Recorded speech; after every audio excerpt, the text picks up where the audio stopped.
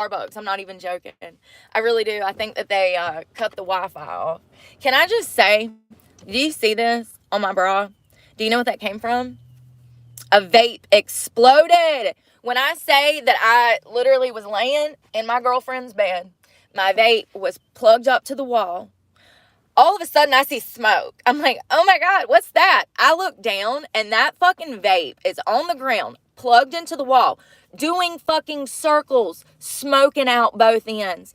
Fire coming out this end, smoke coming out that end, and it's just spiraling on the floor.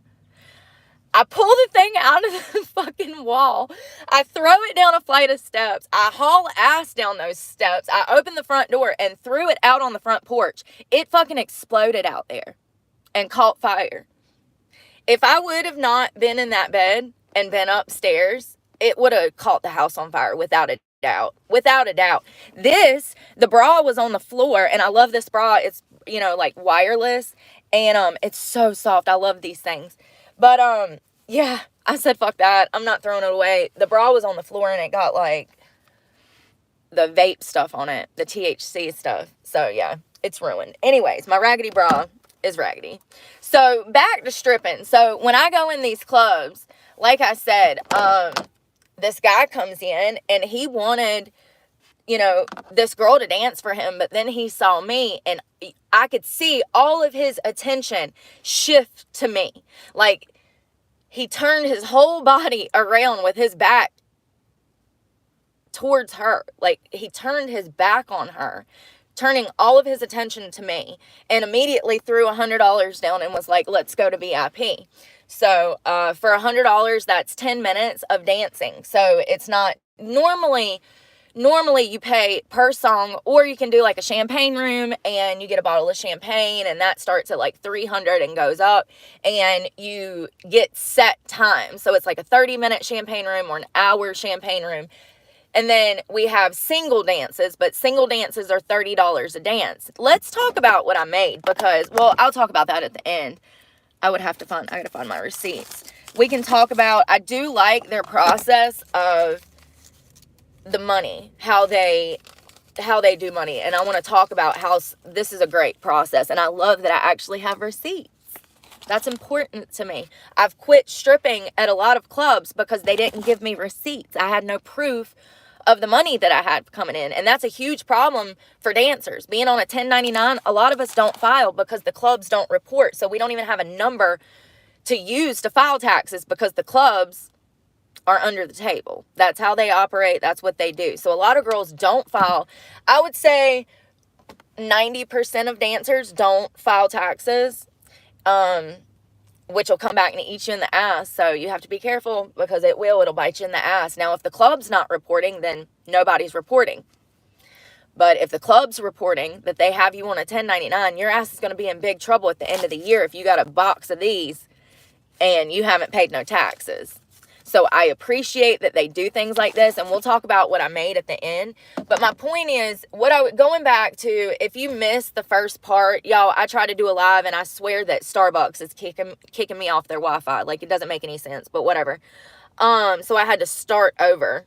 But it really does hurt. It hurts my feelings to walk into a club and take these girls' money, especially when I know they have kids and stuff. But at the end of the day, like I said, most of the clubs are very stereotypical. So what you think is going on is actually going on. The drug use is rampant. Prostitution is okay. Like, girls don't have a problem doing it. It's very stereotypical. What I do like about the club that I found that I'm going to be working at, is that everything's out in the open. So I can sit at the bar and see what Chelsea is doing in VIP. I don't have to worry about Chelsea being over there giving a blowjob in VIP and then me having to compete with that. That's another reason that I left dancing. When clubs started implementing hot tubs and limos and all of these things, and then I noticed that there's no cameras in any of these locations, it's just so sketchy. And I feel sorry for any baby dancer that goes to dance and then gets trapped up in that fucking limo like I was 10 years ago when I found out the hard way. because I was not expecting that man to have his pants around his ankles. Okay, we got to turn this motherfucker around. You got to take me back. Or leave me here. Like, something. I'm not staying in this limo with this guy at all. It's not happening. Get me out of here. So, I don't know. I went and I enjoyed the lake this weekend. And then I also went to the mountains. So I actually started in the mountains and it ended up at the lake. And I'm in South Carolina now. And I'm really enjoying it. Honestly, being just 3 hours away from my hometown is like a whole nother world to me. And let me just tell y'all now, I'm a gypsy soul. I've always been a gypsy soul. I've traveled my entire life. Since I was 16 years old, I've been on the open road. And it's been amazing. I love exploring new things. And being where I'm at now, there's so much to explore. And now I have a full-time job. It is stripping. It is what it is. I'll find something better. But it's the first of the month. I have bills. So, I did all of these interviews last week, and I did 3 on Monday, and then finally I was just like, my hands are tied. Like, I have to go find something that's going to bring me cash today. Like, there's no ands, ifs, or buts about it. Nobody has given me a chance to work. I'm running all of my money. Y'all, I've said this before, somewhere between $20,000 and $30,000 just in the past, since October of last year, looking for a job. I've been to hundreds of job interviews. That fucking destroys a person. It really does. And it's to the point to where I have no choice. I gotta fucking make money. So what do I know how to do? Strip. And it sucks to walk into this environment and hurt these girls and not mean to. It really affects me. And I know that it's just money.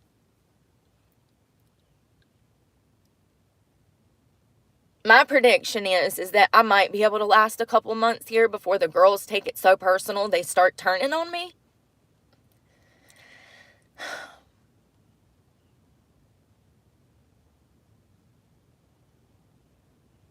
I have no control over what man spends what money.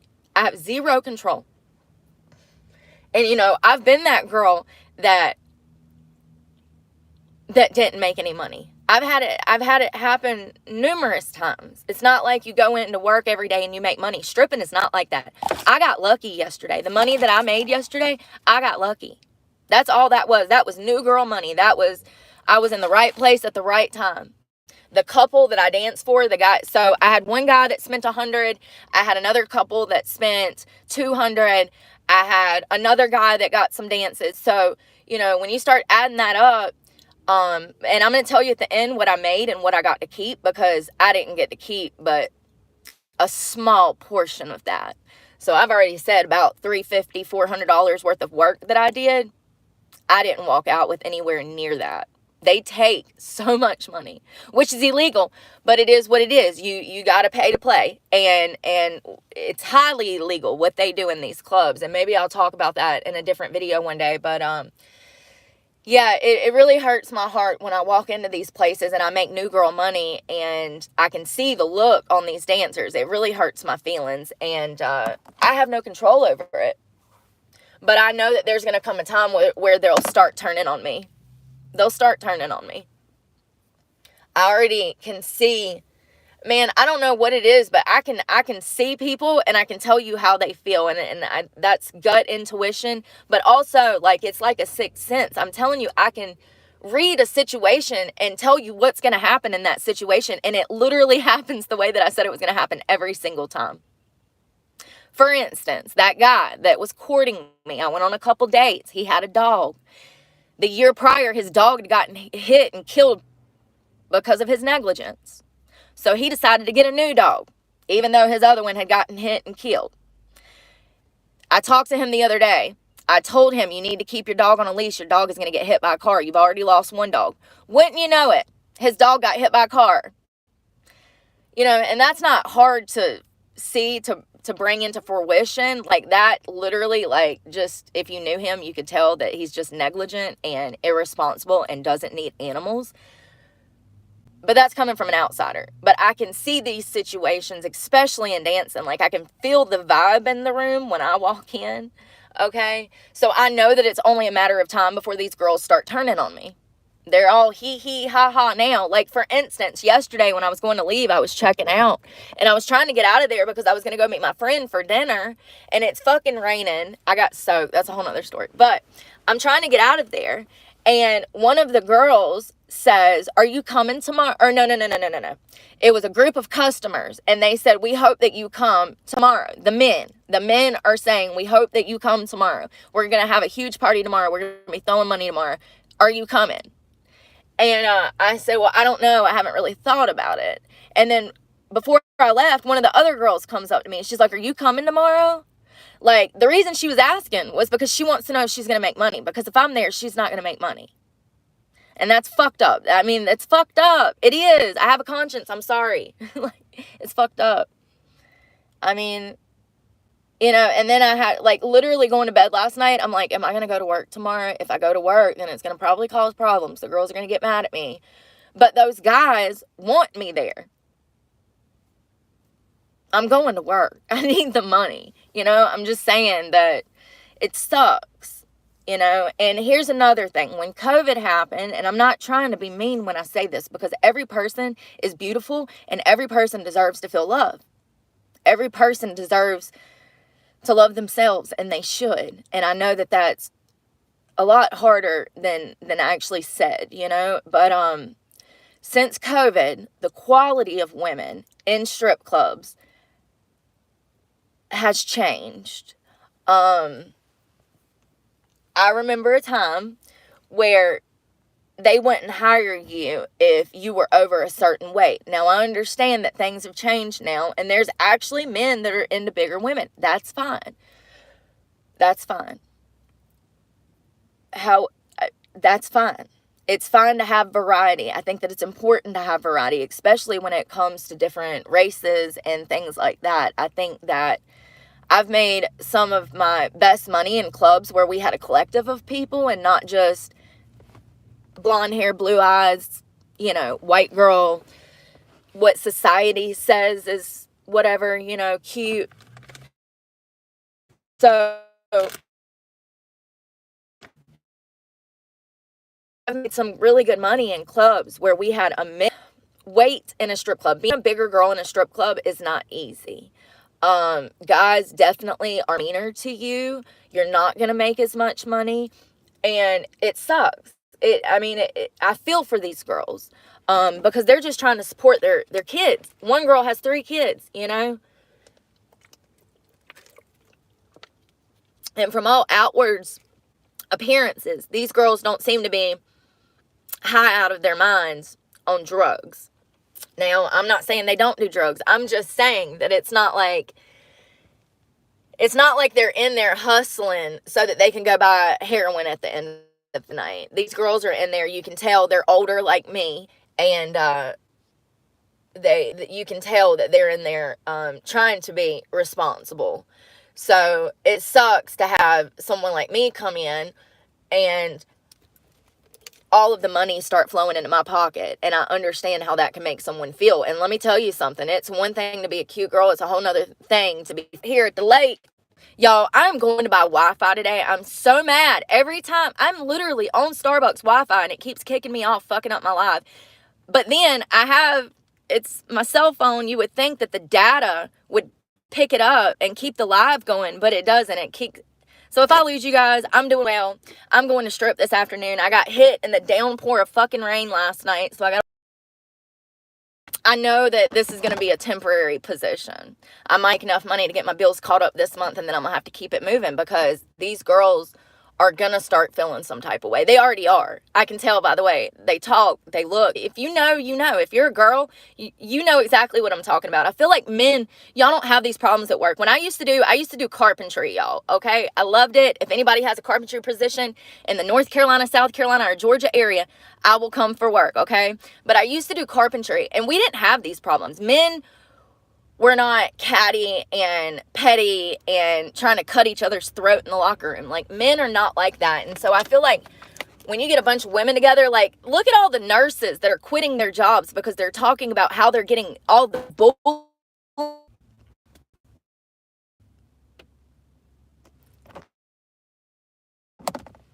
I'm just going to have to break down and buy wireless internet. It's like $240 a month. But, like, y'all, my phone will leave me stranded somewhere. I got stuck on a bridge in South Carolina for like an hour and a half one day because my phones would not work.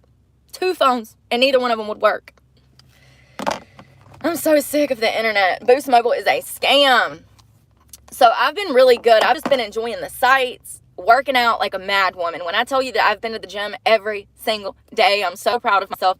Now, when I say that I go to the gym every single day, I do take rest periods. It's not like I'm going in there and doing a full body damn workout. I go in and I'll do arms like on Monday, arms and shoulders. They coming in. So I'll go in like Monday, do like arms, shoulders, and back. I'll be sore as shit on Tuesday, but then I'll hit legs and calves and quads and these big old things. And then I'll be sore from then my upper and lower will be sore, but then I'll hit some core and do some strength training on a mat with like light weights.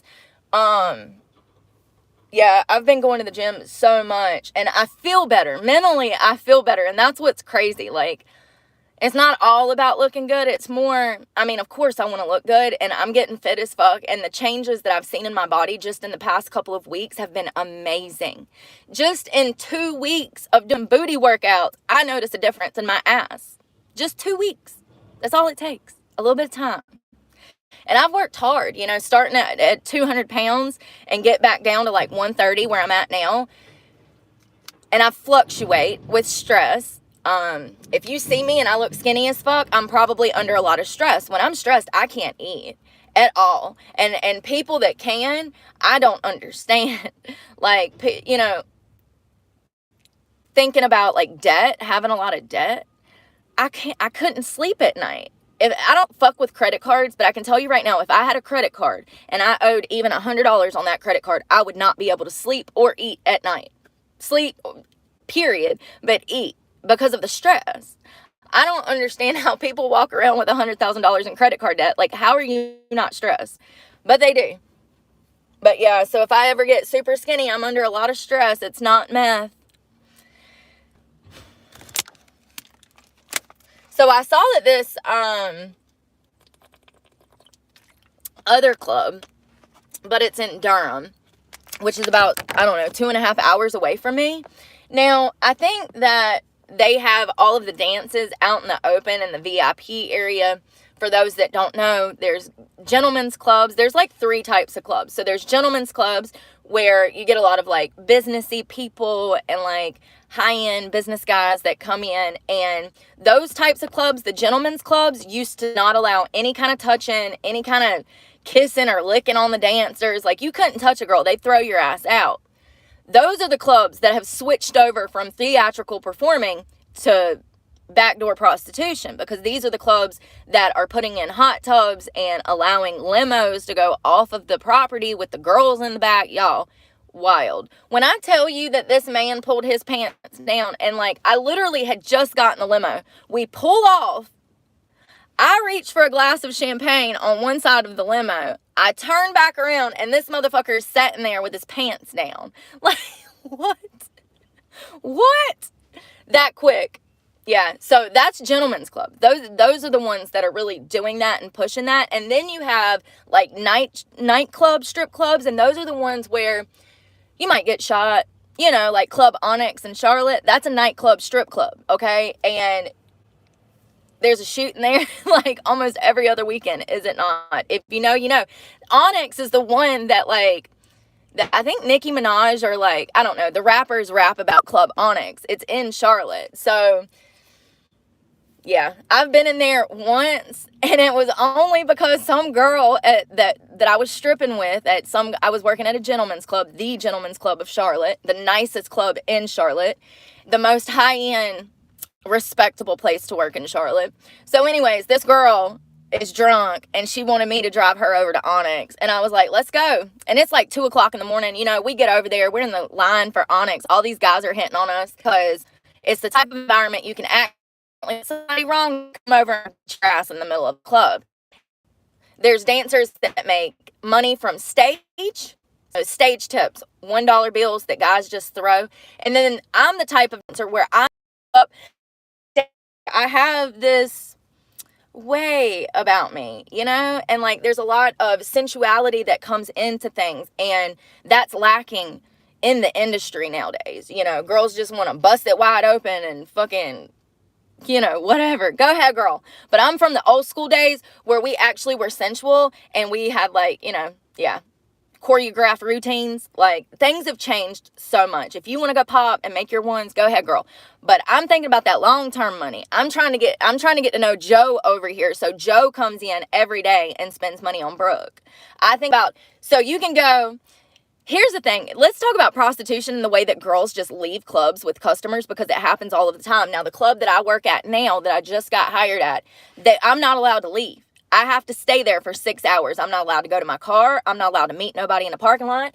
I ain't allowed to sneak off in the back with Steven over here to smoke a cigarette. Like, you're not allowed to leave. Once I clock into the club, I am there for 6 hours, and I'm expected to stay for 6 hours. Now, if I have some family emergency, they'll let me leave. You know, if my baby's on fire at home. Oh, Lord. But like, you know, they'll let you leave, but you're expected to stay for 6 hours, which I appreciate. Like, I like that. At least I don't have to, you know, worry about, I don't know. I like that though, that I have to stay there and actually work. But there are girls that just leave and they go and make money off this guy, meet him at a hotel. Let me talk to you about that, though. Let me break it down for you, Susan.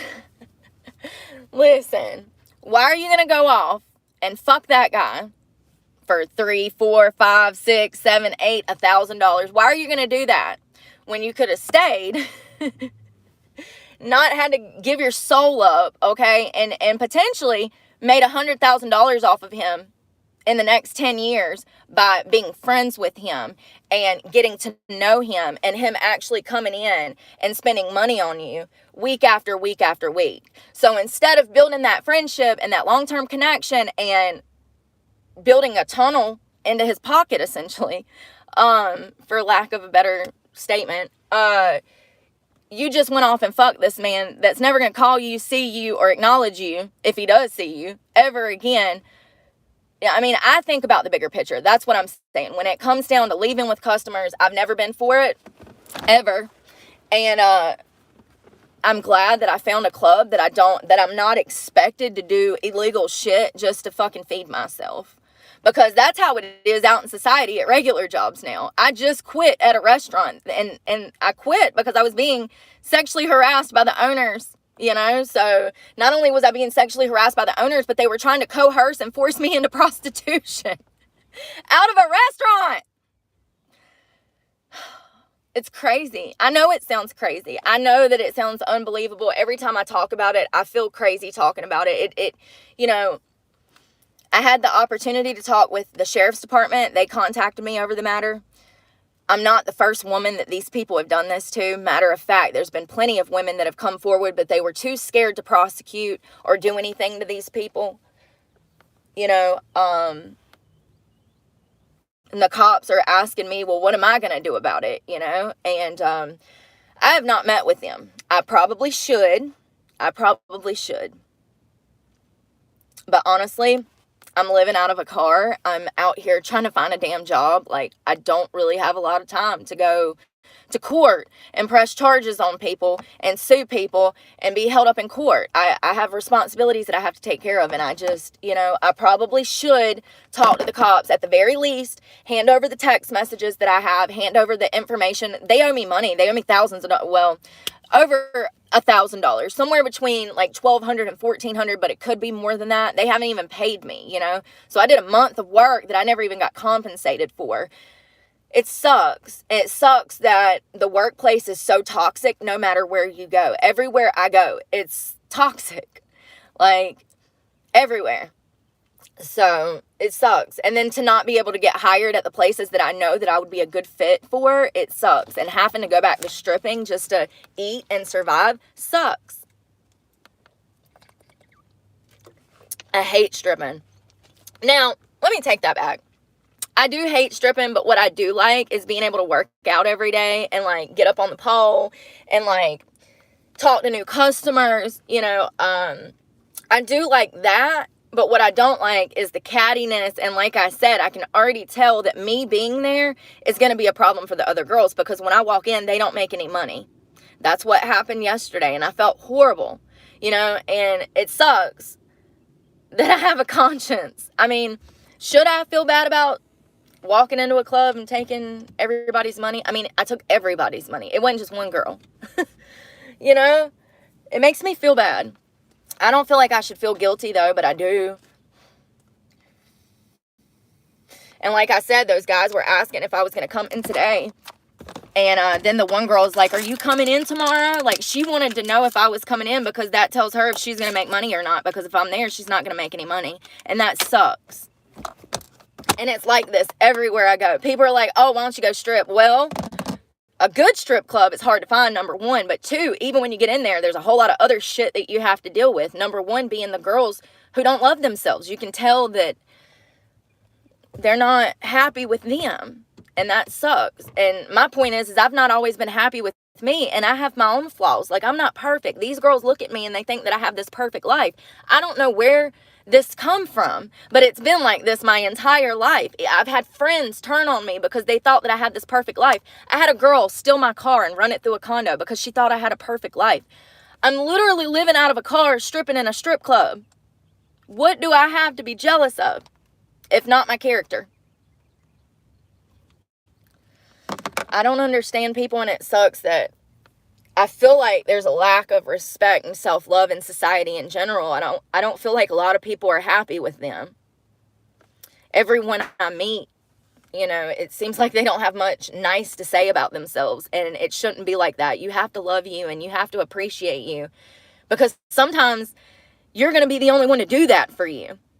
That's been my case. I've never had anyone appreciate me, love me, you know, so I've always had to be there for myself.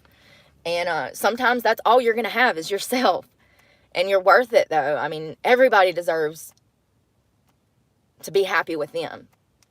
But there's a lack of self-love that I've noticed in society. And the clubs, too. And that sucks. I'm just wondering how long I'll be able to keep this job before they turn on me. And what's crazy is that I've worked for this company on and off for 10 years.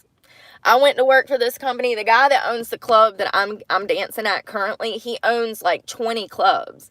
And maybe 15. Maybe I'm exaggerating. I do that a lot. I overestimate things.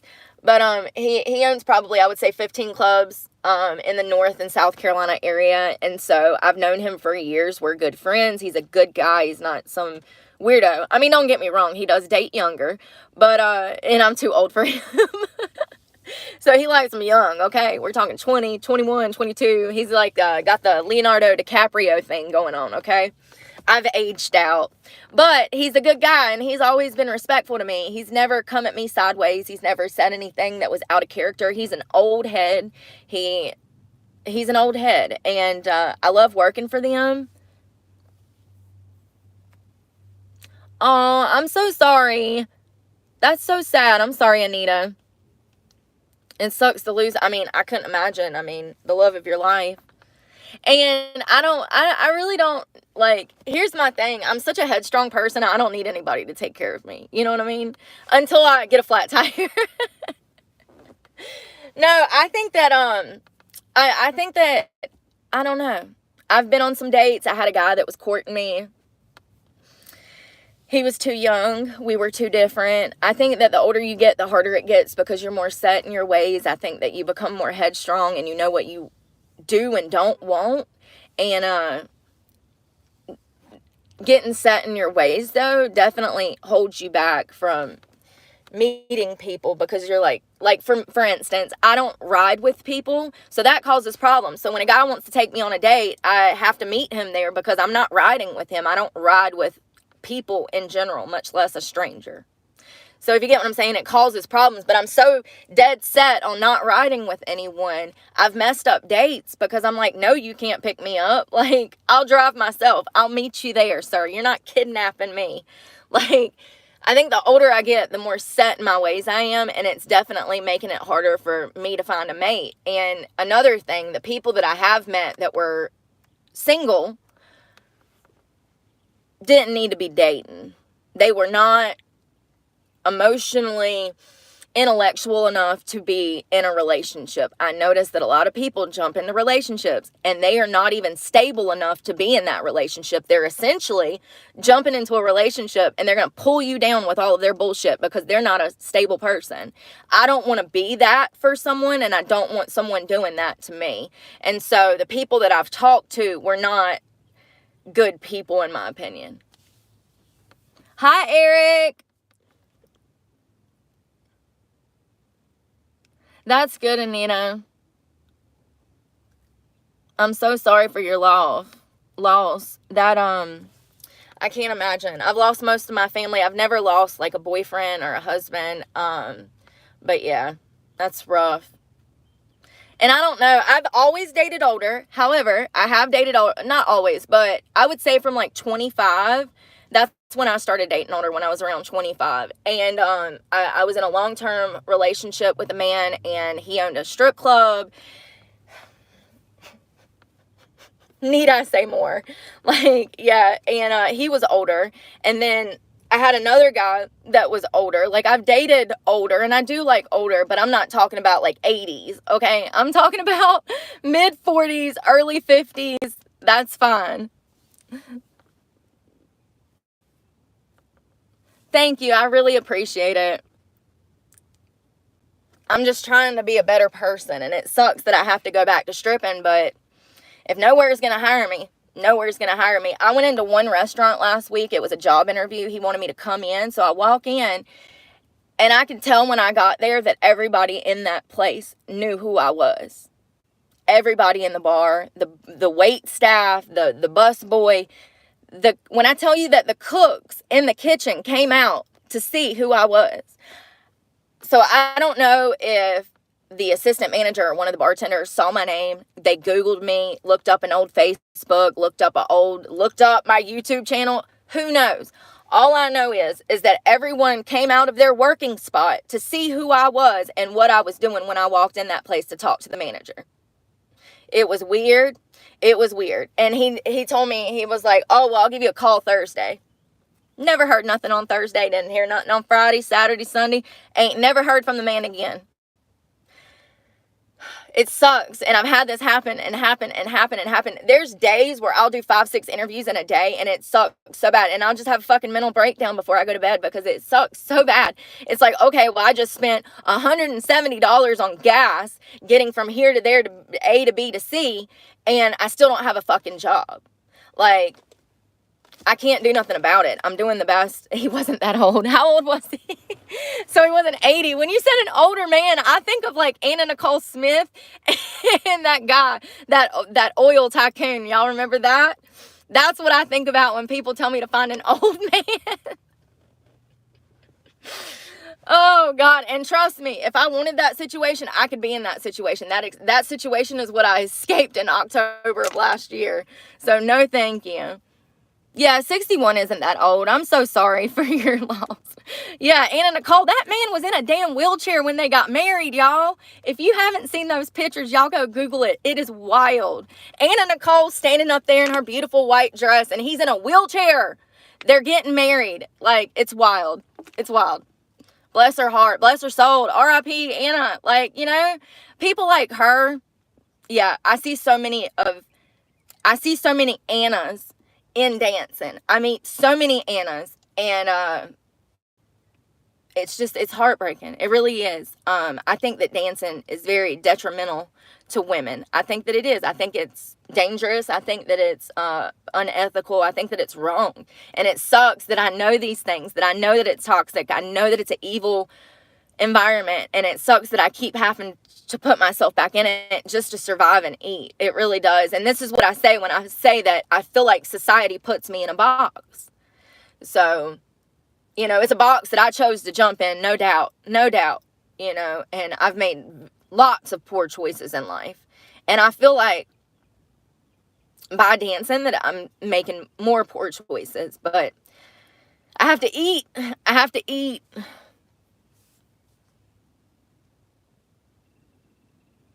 Yeah, any kind of sex work is so, I mean, it just destroys people. I mean, it really does. And, you know, you see these young girls out here. I saw some TikTok, it was a YouTube of some 12-year-old girl telling her mother that when she turned 18, she was going to open up OnlyFans and move out of her mama's house. And 12, telling her mama, looking her mama in the face, saying, fuck you. I've only got X amount of years left. When I turn 18, I'm going to go sell my asshole for $2.99 on OnlyFans. I mean, how heartbreaking. And it's partially the parents' fault, in my opinion. Yeah, you got to do what you have to do. And that's another thing. People that have never had to fucking survive, I know everybody has problems. But there's also a whole nother group of people out here that have never had to survive. They literally, if you were to throw them in my shoes right now, they would crumble and probably die. Like, they wouldn't even know where to begin to survive. And, you know, I had this one lady that was my boss at the winery who was a friend of mine telling me to sell my car. She's like, that's your biggest debt. Okay, first of all, this is not only a debt, but it's my home. So if I sell my car, where am I going to live? Like, if I sell my car, how am I going to get back and forth to school and work? Like, this is what I would, you know, it goes back to people giving you advice, seeing if you're going to take it. People will give you horrible advice and hope that you fucking take it because they want you to fucking fail. But it's a mess in here this morning. I've made some new adjustments and arrangements in here. Normally I have my window covers up back there, but it was really hot in here this morning, so I took my window covers down. But I forgot what I was talking about. Sorry, I'm just rambling this morning. I ain't even had coffee yet. I want coffee. Let's make coffee. But yeah, I was talking about the boss at the winery, how she would give me horrible advice and expect me to take it. Like, girl. She told me to marry this 26-year-old kid, y'all. Y'all. He was so handsome. He was so fine. All right, let me set the scene. 6 foot something, of course. Which I'm not even that into tall guys. Like, as long as you're my height, we're good. So it was kind of weird that he was so tall because I've never dated anyone that tall. But he was blonde hair, blue eyes. I mean, genetically,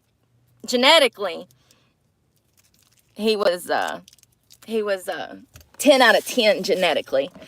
But he was super immature. And she's like, you need to marry him. He'll marry you tomorrow. And I'm sure he would have. However, there was no motive to get married. Why do we need to get married? And she kept saying benefits because he has insurance. Girl, I have insurance. What are you talking about right now? But this is what I mean. She knew it would have been toxic. I knew that he was too immature, that he was not responsible enough to even take care of a dog. Obviously, 2 of them done got hit, one of which died. And you want me to marry a man that can't even keep his dog on a leash? Like, girl, stop. I don't want an apartment. I think I've talked about this before. I don't do apartments. I can't. That's the quickest way to send Brooke to jail. That would be the quickest way for me to head back to jail, is get a damn apartment. No, so I'm going to do this for the next probably, I said 5 years in October, but now that if I got my AC fixed, I would do this for probably the next 5 to 10 years, just to be honest. Like, I'm content living out of my car. This is what I want to be doing. This is where I'm at. This is what we're having to do because of the economy. I'm not spending thousands of dollars. I'm not spending $1,000. I'm not spending $900, $800. If I can find rent for $500, maybe. But, you know, if I'm going to be dropping $1,000, it's going to be on a mortgage. It's not going to be on an apartment where I'm not going to see a return, where it's a complete waste of money. Renting is a waste of money, in my opinion, and that's just me. Afraid of bills. I am afraid of bills. The bills that I have right now are truck, insurance, cell phone, internet. What else? Oh, my storage shed, an old student loan. I have a hospital bill that I'm paying off. It's like $3 a month. What else? That's pretty much it. But I do spend about $1,000 a month on gas. So that's my largest expense. So you add the $1,000 truck payment, the $150 for insurance, the $100 phone bill. These things start adding up. And that's what people don't understand. For instance, I got a flat tire last, 2 weeks ago or something. When that happened, I had to go spend money that I didn't necessarily have to get new tires. When those things happen, you got to pull it from somewhere. I had my truck payment then, but part of my truck payment went to put tires on my car because I had to get it inspected and also get the tags renewed. I spent like $1,500 in that 1 week. That 1 week I spent $1,500. My truck payment, my insurance, renewing my tags, and then brand new tires. That hit me all in 1 fucking week when I was quitting my job at the winery. The amount of stress, like I said, if I'm stressed, I can't sleep. I can't eat. Yeah, I'm throwing money away every month. And that's what I'm saying. The walls are so thin. I feel bad for anybody that lives in an apartment, but we have to. There's not enough houses. We have not been building houses like we used to build houses. And matter of fact, since the 2008 crash, the housing industry, I think it was somewhere near 20-30% decreased in the homes that are actually being built there, and the cost of materials. Since COVID, the cost of lumber, the cost of everything has went up. So all I'm saying is we have, a lot of people, I understand that a lot of people have to live in apartments. And I've had friends that lived in apartments and they were saints, okay? Because I couldn't. I literally would lose my mind. I would be the one that everybody hates because I'm always bitching about something. I would be a Karen. I would be a Karen. I would be a Karen. Yeah, you got to do what you got to do. Found a tiny house. So I had a tiny house, y'all, and I sold it. The reason I sold it was because I would have never been able to have power and water there, because the land that I bought, I was lied to about. There was a bunch of con shit going on. If you seen one of my last lives like 2 weeks ago, I talked about this land. I talked about the tiny house. I talked about, you know, my name being on the vehicle that I'm in and all of this. So you can go find that. But I sold the tiny house because at that point, I can't have power or water here. What do I need it for? So I sold it, and I do kind of regret that because I worked my ass off for 4 years paying for that thing, and it was a $400 a month expense. It was 51% interest. I didn't know that when I got it, but it was. So a $6,000 building, I paid over $12,000 for, and then I sold it for less than $4,000. You know, I had to do what I had to do at the time, and I was escaping an abusive situation, and my abuser knew, you know, that I was going to have to sell it. He wanted me to have to sell it because he didn't want it there, because he would, y'all, go see the other video. There's too much. I don't want to talk about this today. There's too much. I rent, unfortunately. Rent from a church. That's interesting. Renting from a church. Now, I have seen in the cities where they're building these tiny house communities, and they're allowing people, y'all, I'm getting hot. My little flabby arm, see? But, look at this. Hold on.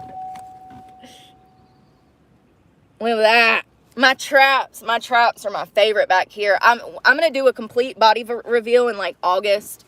Maybe June or July. I don't know. But, y'all, when I tell you that, like, my abs, it's amazing to me how little I actually do and the results that I've seen in my body. It really does not take that much to get semi in shape.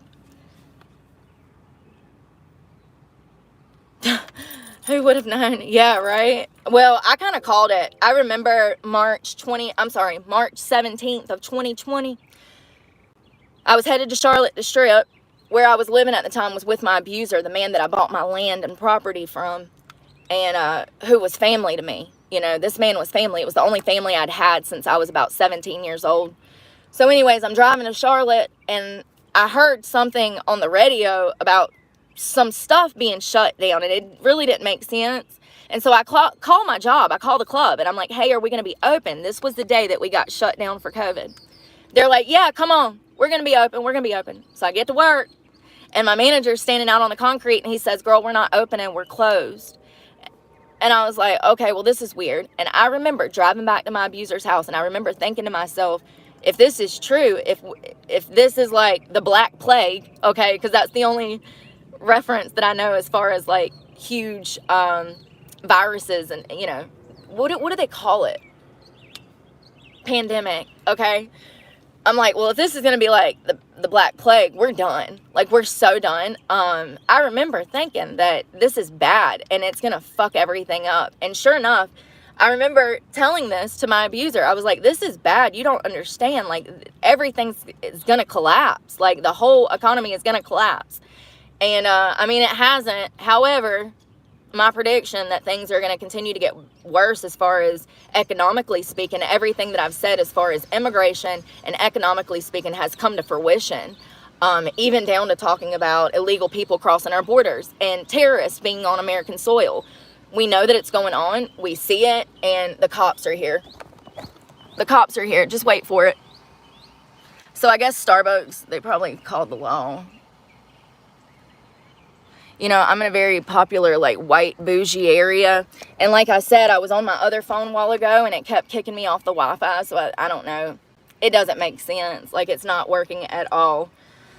But maybe that's, I don't know. And then I had this lady coming out, like, looking at me, seeing what I was doing. I mean, it's a public area.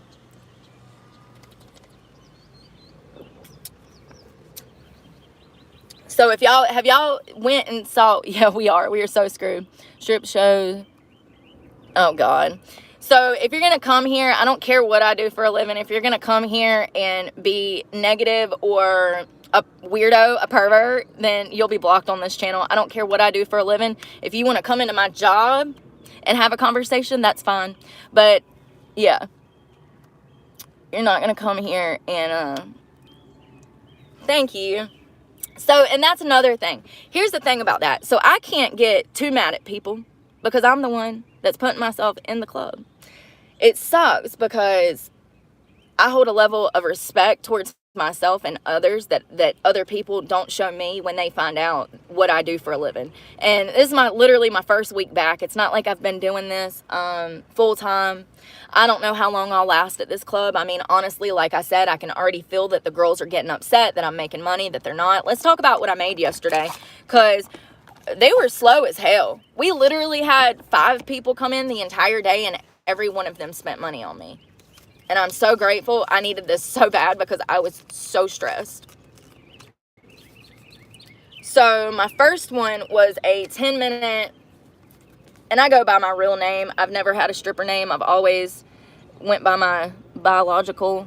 But so it's a 10-minute dance, which is $100, but I only get 70. So they take 30 off of the top.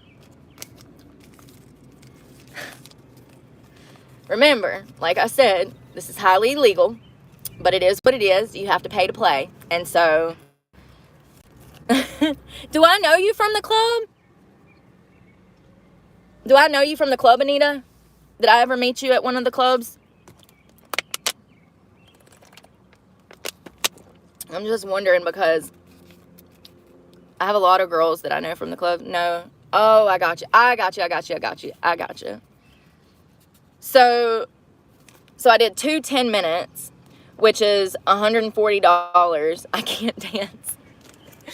Listen, I'm so grateful for them dance classes that my mama taught me when I was coming up. My mama and me used to take dance together. I'm so grateful because if I learned anything from my parents, that is the only thing that I learned that I've put to use. Let me tell you, that's the only thing they taught me. Seriously, other than how to cook and be domestic.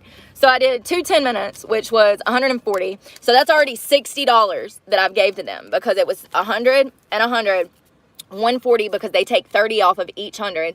So that leaves me with 140. So they already got $60 out of me plus another 18. So it was $10 to work. So I have to pay to work. And then I tip one of the bartenders $8 because she looked after me all day. Filling up my water. So I did another single that ended up being $20. So they take $10 off of that because a single dance is $30. So what is that? 60, 70, 80. So that's $88 that they've already got off of me. So $88 is what they made off of me yesterday, and I got to keep, oh yeah. So this is a complete breakdown of everything that I did. And this is cool. Oh shit. It's got my fucking club name on there. I swear I'm not the brightest crayon in the book at all, in the box at all, y'all. But it doesn't matter. We have security. Show up and go to jail.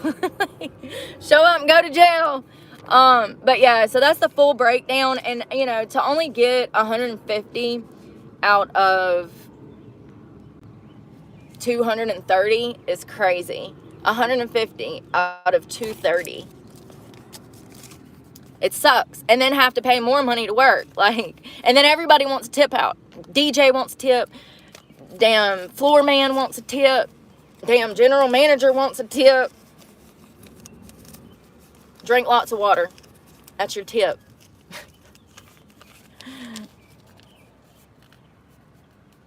Oh yeah, they take so much. And the club that I worked at yesterday was such a smaller establishment. It is a smaller club.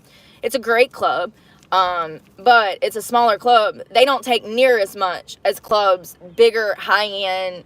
You get into the city, a Friday or Saturday night, you can pay upwards of $100 just to work. Just to show up and put your shoes on and your thong on. You're going to pay $100 on a Friday or Saturday night in some high-end clubs. Especially like Miami, Booty Trap, Showgirls down in Hialeah. Those clubs are so expensive to work at. And it's not worth it. It's not worth it unless... It's not worth it, yeah, unless you're making a shit ton of money, in my opinion. Like, I don't like... I've worked in clubs where we had 200-300 different dancers working that one night. Do you know what a women's bathroom looks like with 300 women? Strippers. Nasty bitches. These bitches are nasty, okay? I'm just telling you right now. I'm just being honest. Not all. But a lot of dancers are nasty. I've seen some things, okay? If you don't have enough sense to shave your vagina before you get to work, you sure hell shouldn't be doing it in the only sink that we have. It's ridiculous. But anyways, Hialeah, you get into like New York, trying to think of some fancy places. Washington, D.C., you can't even give lap dances there, but they charge $100 to work. It's crazy. I worked at the Good Guys up there, the Good Guys Club in Washington, D.C. It was very interesting. They have the girls up on these platforms. When the guys walk up to see you and talk to you, your vagina is right in their face. It's wild. Fully nude. I think it was fully nude. I can't remember. It might have been fully nude in D.C. Somebody let me know if you know. But, yeah, for them to take half of my money, it sucks. But it could be worse. I could be...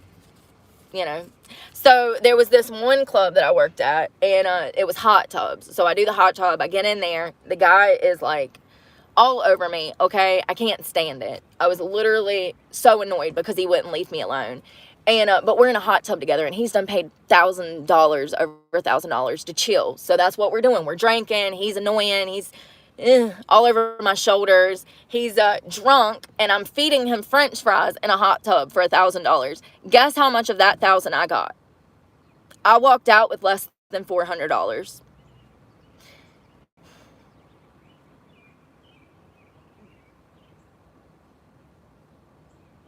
So $1,000, I get $400. I mean, it's so screwed up.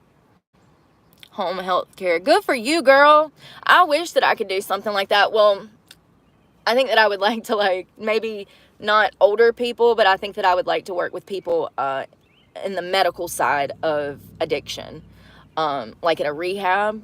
I think that I have a lot of knowledge when it comes to, what they need to feel better. The lack of common sense in a lot of rehabs is astonishing, y'all. You would think that they would be giving these people, Ensures and Gatorades, trying to rehydrate them if they're coming off of stuff. They don't give a shit.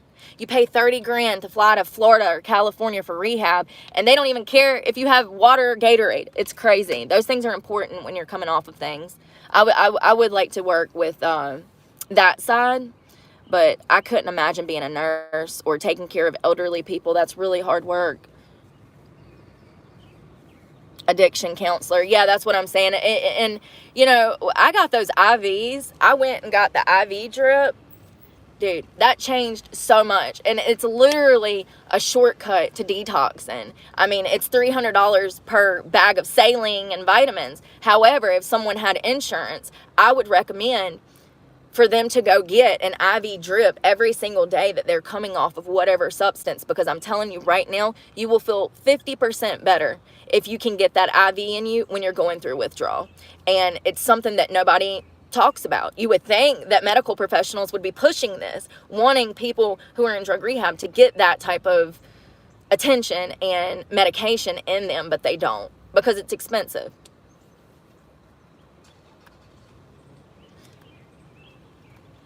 The classes. Oh, are you talking about, oh, you're talking about for addiction therapy. So I hear that it's not hard to do, but I've been to probably around 15 rehabs, and none of them will hire me. It sucks to know that that's literally like something that you would be good at, and know that you would thrive in that environment helping others, and not be given the opportunity. And this is something that I've been faced with for years. And it's part of the reason that I continue to commit crimes and live that lifestyle, because society has put me in a box, and they're saying, no, girl, we're not going to give you a 9 to 5. You got to go back to the club and figure it out. And it sucks, because I want to be working in a 9 to 5. I want to be working helping others. Yes, so I'm completely sober when it comes to hard drugs and stuff like that. However, I do drink occasionally. Recently, though, since I quit at the winery, I've not drank at all since I quit at the winery. So that's good. I think that being in that environment, and I've said this before, being in that environment where I didn't have to drive, I could just stay on the property. Something that I've not mentioned before is that the winery that I worked at was such a large property that there was woods that I could just go post up in, and my boss didn't care. For those that don't know, I live out of my car full time. So I could just go and post up in the woods. Well, that's not a great thing for somebody who's in recovery. Unlimited alcohol, and you don't have to drive. So I was drinking a lot when I was working there, and I was struggling with it. And not only that, but I was working a different job where I was being sexually harassed, and so I started to spiral with alcohol. It's a huge problem for me. When I get emotionally caught up in something, I take it out on myself by drinking, and the best plan of action for me is to not be in that environment to start with. Don't be around people that I know are gonna want to do those things. Like the guy that I was courting, the guy that was courting me, I could tell that he was 26. He was ready to go. He wanted to go to the bar. He wanted to go to this friend's house. He wanted to go to that friend's house. And I'm just like, no, like, I'm tired. I've been looking for work. Like, no, I want to relax. And we were on 2 different pages. And when I was his age, I was doing the same thing. So I can't expect him to not want to be doing that. And that's why I ended it. That's why I was like, yeah, we probably don't need to date. We're not a good fit. Because I recognize my behavior patterns. And so I could foresee that alcohol would have been a problem in that situation with him. I could already see that he had problems with it, but he was lying to himself about it. And I don't want to be around anybody that has to drink to be around me. And it wasn't like he was drinking to be around me, but like, I could tell that when I was around, he wanted to drink. And maybe he was trying to get my pants. Maybe he was going through something and just wanted to drink. I don't know. But I know that when I would get around him, he was ready to go, party, go do stuff. And that's not where I'm at. And that's not where I've been at for the past like 5 years. Even before I got clean back in 2021, even before I got clean, I knew I wanted to be clean. I'd wanted to be clean for about 10 years, but my abuser wouldn't let that happen. I'd been fighting tooth and nail to be able to stand on my own 2 feet for so long, and it just never happened. You know, there was these 20 years of broken promises and the hopes of being able to own my own property and own my own land and be able to stand on my own 2 feet. And my abuser at every single turn made that impossible. He literally did things so that I wouldn't be able to have power and water, so that I would have to continue to live in his house. And where was I going with this?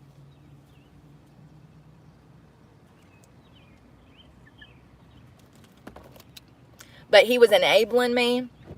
And, you know, if I wasn't able to get in a house and be on my own land and all of that, It was never going to happen. It was just a bunch of broken promises that I'd believed from this man, and thinking that we were family, and it was all lies. But in reality, he never wanted me to stand on my own 2 feet. He wanted me to have to be in his house because he wanted to know what I was doing. Y'all, when I left my house, when I left in October, there was cameras that I never noticed before. There was cameras out in the driveway. I found one. There was another camera that was in the house. Like, it's crazy. Like, this man had probably been... I already know that he was going through my trash. Anything that I threw out, he would open the bag and go through my trash. That's weird. Normal people don't do shit like that. That's not normal. That's like my boss at the winery. When I quit at a restaurant, she drove all the way over to this restaurant to ask them why I quit. What is wrong with people? Like, that's crazy. Yes, so I am sober, but I do drink, and it can be a problem for me if I don't watch myself. And I don't mean like I get going and I can't stop. That's not the thing. What I'm talking about is that I have a bad day, and I take it out on myself by going out and fucking partying. At any point, you know, I have the capacity to be like, I'm done, which has been typical. The last 2 or 3 times I've drank, I had like 2 beers and I was done with the whole situation. It made me feel like queasy, you know? And so I was like, ooh, this is good. This is a good thing. This is Jesus. This is Jesus telling me I don't need this, okay? Because we don't. Alcohol is horrible. Alcohol is worse than some other drugs. Like, alcohol, nobody needs that shit. And if you feel like you do, you probably need human connection. You probably need attention. You probably need love if you feel like you need alcohol or any drug. Yes, Anita is cool. I thought that I knew her, but I guess I do now. Yeah, it sucks that I have to go into work worried about if a fight's gonna break out, but it's the truth. And when you're in these clubs, you know, it's not smart to be drunk in a strip club. In my opinion, you're not supposed to, number one. However, there are certain clubs that let the girls drink. You know, there's certain clubs that will fire you if you refuse to buy drugs from their bouncers. If you don't know, let me tell you. So I was working in Jacksonville, Florida, this time last year, I want to say, but I probably get my dates wrong, y'all. I'm everywhere all at once, you know, and so my dates run together. But anyways, I was in Jacksonville last year, and I worked at this little club. It was called the Emperors of Jacksonville. It's the biggest, fanciest gentleman's club there is in Jacksonville. I had previously, in 2014 or 15, I'd previously lived in the same area, and I worked at a club called the Officers Club, which was next to a Navy base. And it was really great because the Navy guys would come in, and they always had money, especially the 1st and the 15th. So they would always come in and drink and party, and we always had a great time. And so it had been a significant period of time since I'd actually been to the Officers Club. But I go and I get rehired. I work a week and I made $70 in a week. I sat there from open to close for a week and I made $70. That club was dead. It was desert land. It was deserted. No good. So I decide that I'm going to go to their sister club, which is Emperors of Jacksonville. They hire me on the spot. I'm working. Things are going good. This place is packed. When I say packed, y'all, packed. Sun up to sundown. You can always walk in there and make money. Always. So I worked there for about a week. Things are going decent. The guys are disrespectful, okay? It is what it is. But I was bigger back then. I was probably about 160, 180, and I'm only 135, 34 pounds now. So I was bigger, and guys were so rude to me. I had one guy that talked about my teeth right to my face. I'm standing at the bar.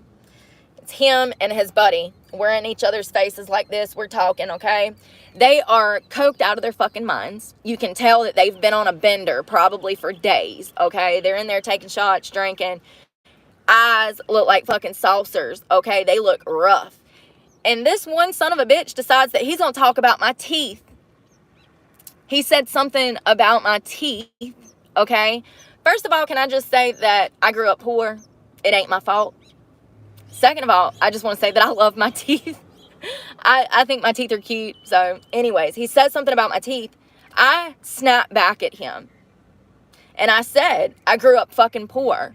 Like, sue me. I said something. I don't remember what I said, but I do know that I said something to the lines that I grew up poor. It's not my fault. Like, whatever.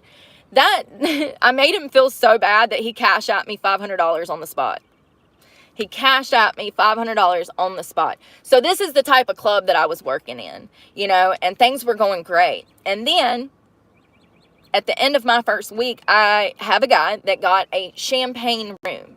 Now, what a champagne room is it's a whole private room where you go. Sometimes it'll have a curtain. Sometimes it'll have a door. It's a private room where there's like a couch and then champagne. And so we get in there and the guy immediately tries to pull my panties to the side. Nope, ain't happening. I don't give a fuck if you spent $3,000. I don't care that you spent $300. I don't care. I don't care. Like, this is what we're not going to do, okay? So I run out to get the bouncer because, and I want to say, not only did he try to pull my panties to the side, but he also put his nasty ass mouth on my, I don't do body fluids. You're not giving me herpes from your mouth, sir. Okay? So I had already told him 2 or 3 times, you are walking on thin ice. And he didn't want to listen. He had already paid. So the money's already in my pocket. I was done 3 minutes in.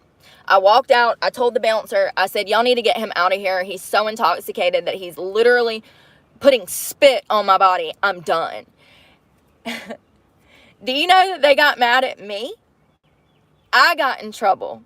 I got in trouble for having boundaries, for having self-fucking respect, because I didn't want to get an STD from some random fucking man that I don't know. I got in trouble. That's right. The next morning when I come into work, they pulled me into the office. I have it all on camera if y'all ever want to see it. They pull me into the office and the manager says, well, we have a problem, Brooke. And I'm like, well, does this have anything to do with the fact that I won't buy drugs from your bouncers and your managers? Does this have anything to do with the fact that I refuse to sell my ass in VIP? And he said, yeah. He said, you're fired. So due to the fact that I would not get involved in all of these people's illegal shit, I was fired. Thank you. I appreciate that. I don't think they're that bad. It could be worse. I definitely do not have perfect dental, you know, whatever, but I am grateful for what I have. And I feel like the guy that said that, he was saying that to try to hurt my feelings. And then when I showed him that he hurt my feelings, I made it very clear that I was hurt by what he said. And I made it perfectly clear that I was poor and it was out of my fucking control. And that's when he cashed out me $500, you know. Sometimes I've found that being vulnerable and honest with people, especially in that type of setting, sometimes gets a really good reaction, just being just honest, because there's so much fakeness in there. I mean, strip clubs in general, it's all fluff and, you know, it's all fluff. So, but he cashed out me $500, so I'll take it. It is definitely a dangerous line of work. There was this girl that worked at this club in Greensboro, North Carolina. They found her body in different pieces in a park. The guy chopped her up and killed her. And I can't remember her name, but I'm sure you could find it. It was, so I would like to get these removed. First of all, I have 2 tattoos. I have my forearm and then I have the one on my shoulder. I would like to get these removed. Over here, those are chigger bites. I got ate up by the chiggers, y'all. I ain't never had them affect me like that, but they ate me up. So that is a crystal ball with an eye, and this was $40. Can I just say that it's not the best? I know that. It looks like white trash. I get it, okay? Which is why I want it gone. But for $40, he didn't do a bad job. I mean, the fingers, that's what I was worried about, because fingers are hard to do when it comes to tattooing. If you know, you know. But, like, I was worried he was going to mess the fingers up, but it doesn't look bad for $40. I definitely wish that he would have done something different around the eye. Like, it could have been smoked out or something more, like, mysterious. Like, just the lines look weird to me. But it's supposed to be, like, witch hands around a crystal ball. I used to be really deep into paganism. I used to think I was a witch. When I tell y'all that my life has come full circle, it's amazing. It's amazing that God has found me, that I've found God, that I've found God. It's amazing, because I was on a whole nother road 10 years ago, and not a good one, a dangerous one. So yeah, it's a crystal ball with witch hands. And then this was supposed to be an Irish Celtic wrap. I have so many people ask me if this is a fork. I mean, in their defense, it looks like a fork. So listen, I've had people ask me if I'm a chef, like an executive chef. They think that this is some kind of like fork. It was supposed to be an Irish Celtic wrap. It's been done twice because the first guy, y'all, it looked crazy. And then I had another guy actually touch it up, and then I had him put this tree on there. He freehanded the tree. I actually love the tree, but it's family initials, people that I've lost. My abuser's name is on my arm at the very top. So that tells you, you know, the other people that are on my arm are family, and my abuser's name is on my arm. And I'm not taking it off because it's part of my story. Every time I look at that, it reminds me of what I escaped from. It reminds me of how strong I am. And like, if I can get away from that, I'll be fine out here. Because I'm telling you right now, he was evil. Evil. Bad people exist. And I used to think that my parents were overreacting until I got out here in the real world. And I was on my own for 2 weeks before I met my abuser. So, my parents were right, you know. Listen to your parents. I had some kid on here the other day. If you are underage, you are not supposed to be here. Let me just say that. If you are underage, get the hell out of here. I command you to get out. Oh, your younger self. You're about my age, or did you say you were closer to 50? I can't remember if that was the guy, your husband that passed away, or if it was you. But you're still young, girl.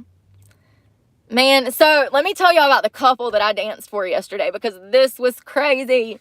Okay, so I'm sitting at the bar, trying not to make a scene. I'm trying to like stay. That's another thing. When I go into these places, I dim my light, and I hate having to do that because I'm a fun person. I want to chill with everybody and talk to everybody and be goofy and like have a good time at work. I don't want us to just be sitting there all stiff and mad at each other, you know?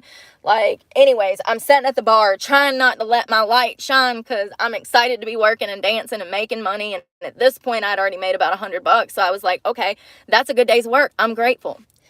This couple walks in. Now, ironically, this club is right next to a major highway, right? So these people were passing through, going to Charlotte from somewhere in South Carolina, and they decided to come into the club. Now, full disclosure, she had never been to a club before, and I could tell that this lady, who was probably, I would say mid-50s, gorgeous woman. You could tell she worked out, she took care of herself. Like, she was a pretty woman to be kind of older, you know? And you can tell that she's never been in a club before. Like, she looks uncomfortable, you know, she's drinking a lot, you know. And I was just like, oh, wow. So they start talking to me. He hands me $200. Now, it's my first day at this club. So I grab we have a list that has all the dance prices on it. It's like a wine list or a menu. And so I grabbed the list, and I'm like, oh, $200. I'm like, yeah, she can get, I think it was like a 30-minute dance for $200. And he was like, no. He said, I want you to just give her a few dances. And I was like, what do you mean, like 2 or 3? And he was like, yeah. So he wanted me to spend $90 on dancing for her, because he knew the club was going to take $10 out of that $90 each. So they would have took $30 out of $90s. They take $10 per song. So if you do 4 songs, they're going to get $40 of that money. If you do 3 songs, they're going to get $30 of that money. You get me? So he wanted me to give her 3 dances, and then he was tipping me $110 because he gave me $200. So I was like, wow. Well, then all of the girls see that, and I can see by the looks on their faces, they feel some type of way. I can't help it. I feel so bad. It sucks. And these girls are going to end up hating me because of this. It sucks. So anyways, I get the lady. We walking back. We both got a drink. We hanging out, okay? She is funny. She is cool. I can tell she's nervous. Okay. And so, but she's drinking so much, I don't want her to be shit-faced by the end of the fucking dance. So I like take her drink, I put it over to the side, and I start dancing for her. I bend over for 2 seconds. 2 seconds, I bent over. I turn back around, and her top is off. And I'm not just saying just the shirt. She is bare-breasted in the middle of the club with me. I'm naked in a thong, and she's bare-breasted, okay? Great boob job, by the way. I don't know who her doctor was, but great boob job. 10 out of 10 boobs, okay? Sorry.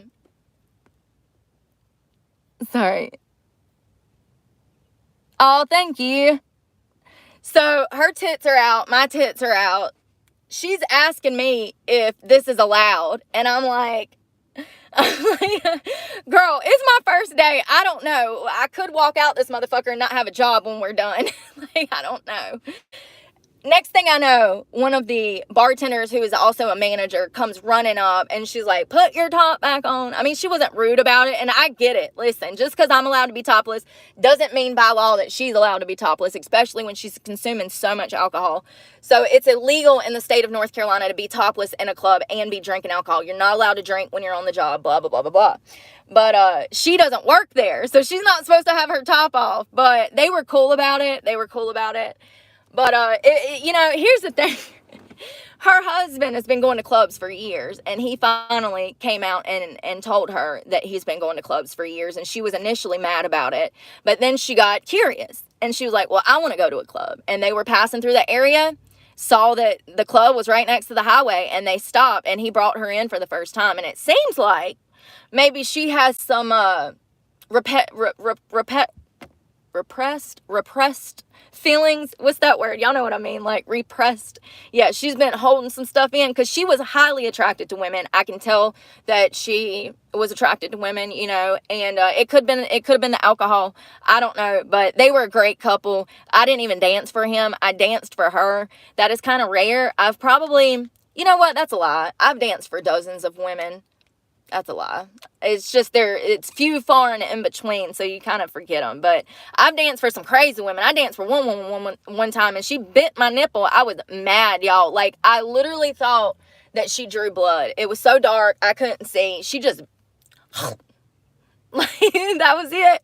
My titty was gone. Oh, my God. I was on stage one time in Charlotte at the Gold Club of Charlotte, right?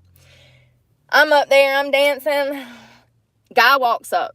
I notice he has some money, so I pull out my phone to let him tip me.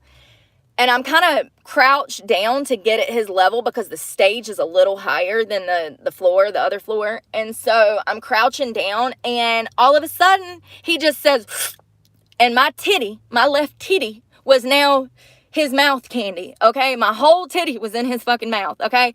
So I slapped the son of a biscuit, and I'm like, no, you put that down, bad dog, you know?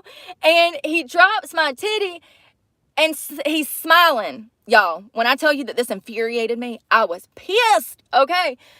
He goes to walk away, and I said, no, you come back here. And I smacked his ass again. He walked away smiling. I was so mad, y'all. I was heated for like the entire day. I was so mad. They kicked his ass out. But still, I swung at him twice, and he was still smiling like it was the best damn day of his life. Like,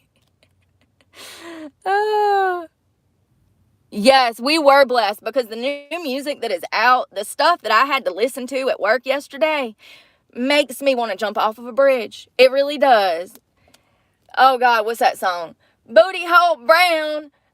Oh, God, what is that song? Y'all, I can't with today's music, and that is exactly what they play in strip clubs, and this is what I'm talking about when I say that it's become so stereotypical. I remember when I first started dancing, cowboy boots, I wore them. We listened to pop and country and rock, and you don't get that anymore. A lot of the clubs play that music, and I love rap. I love rap music. I listen to so much rap. There's good rap and there's crap. And a lot of what is on the radio, a lot of what is mainstream, is complete crap. It is. It's trash. It's just trash.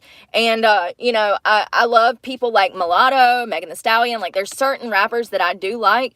But then there's other ones like this new girl with the Booty Hole Brown and Pound Town or whatever. Like, it's disgusting. And not only is it disgusting, but it's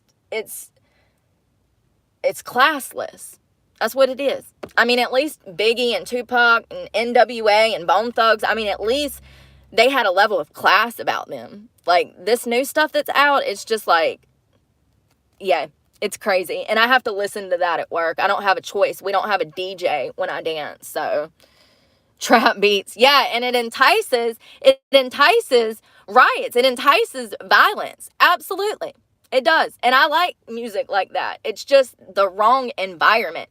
I remember when I first started dancing, you would hear 70s, 80s classic rock and get up there. And I mean, you know, one of my favorite will always be Pour Some Sugar by Def Leppard. You know what I'm talking about? But like, that is a strip club song. Pour some sugar on, you know. So that's what it was when I first started dancing. That's what you saw, was women being, you know, performing to stuff like that. Now you go into clubs and it's just some girl up there popping her ass. Like, there's nothing behind it. Like, we used to have choreographed routines, okay? Like, choreographed routines. We would spend days, weeks, months practicing and you know, trying to get this routine down. It's not like that anymore. And it's taken away from the industry. When men come into clubs, they want to see girls performing. They don't want to see Becky over here just shaking her fucking ass. They want to see climbing the pole, hitting upside down pole moves. They want to see fucking introverts and fucking, you know, like that's what they want to see when they come in the club. And a lot of girls, I worked in Charleston a couple of months ago. I tried dancing. There's shorts on that. I guess it's been about 6 months, but I went to Charleston. Y'all, I was the only girl in the club that knew how to dance out of 100 women. So that tells you right there what they got going on when nobody in the club knows how to dance in a dance club. But everybody's walking around with fake lips and fake BBLs. So you know they're making money.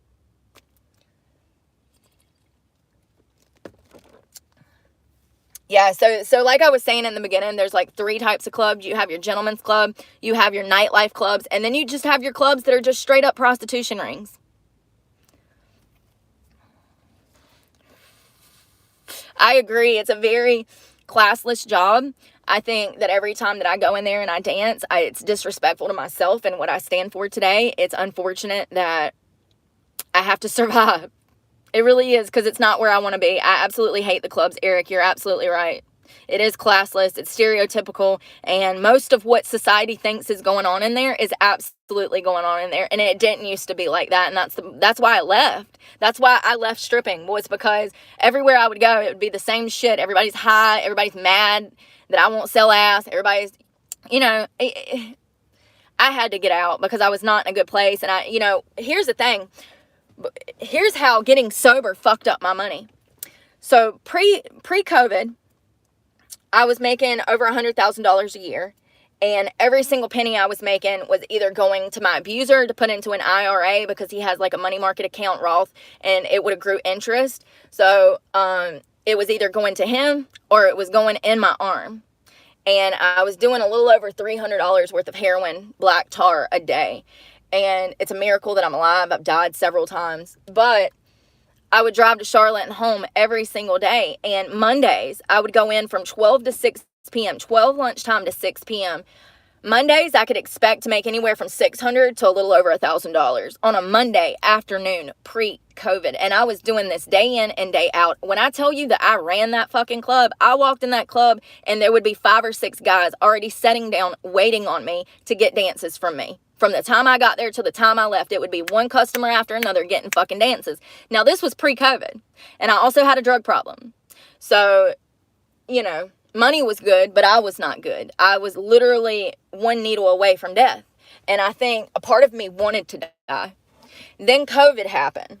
Well, the clubs got shut down for like a year, maybe a little more than a year, and I went back in. Not only was the vibe different, but they took on a new manager who was fucking everything up. And I noticed that guys were not spending money like they used to. All of my old customers, half of them I never saw again because they just didn't have money after COVID. And, you know, that you're seeing that everywhere I go. I see that now. Clubs are dead. I don't care where you are. It's going to have its ups and downs. And, I used to make so much money and I really don't even think that I appreciated it. And then I got clean, and I go back, and there's no money to be had.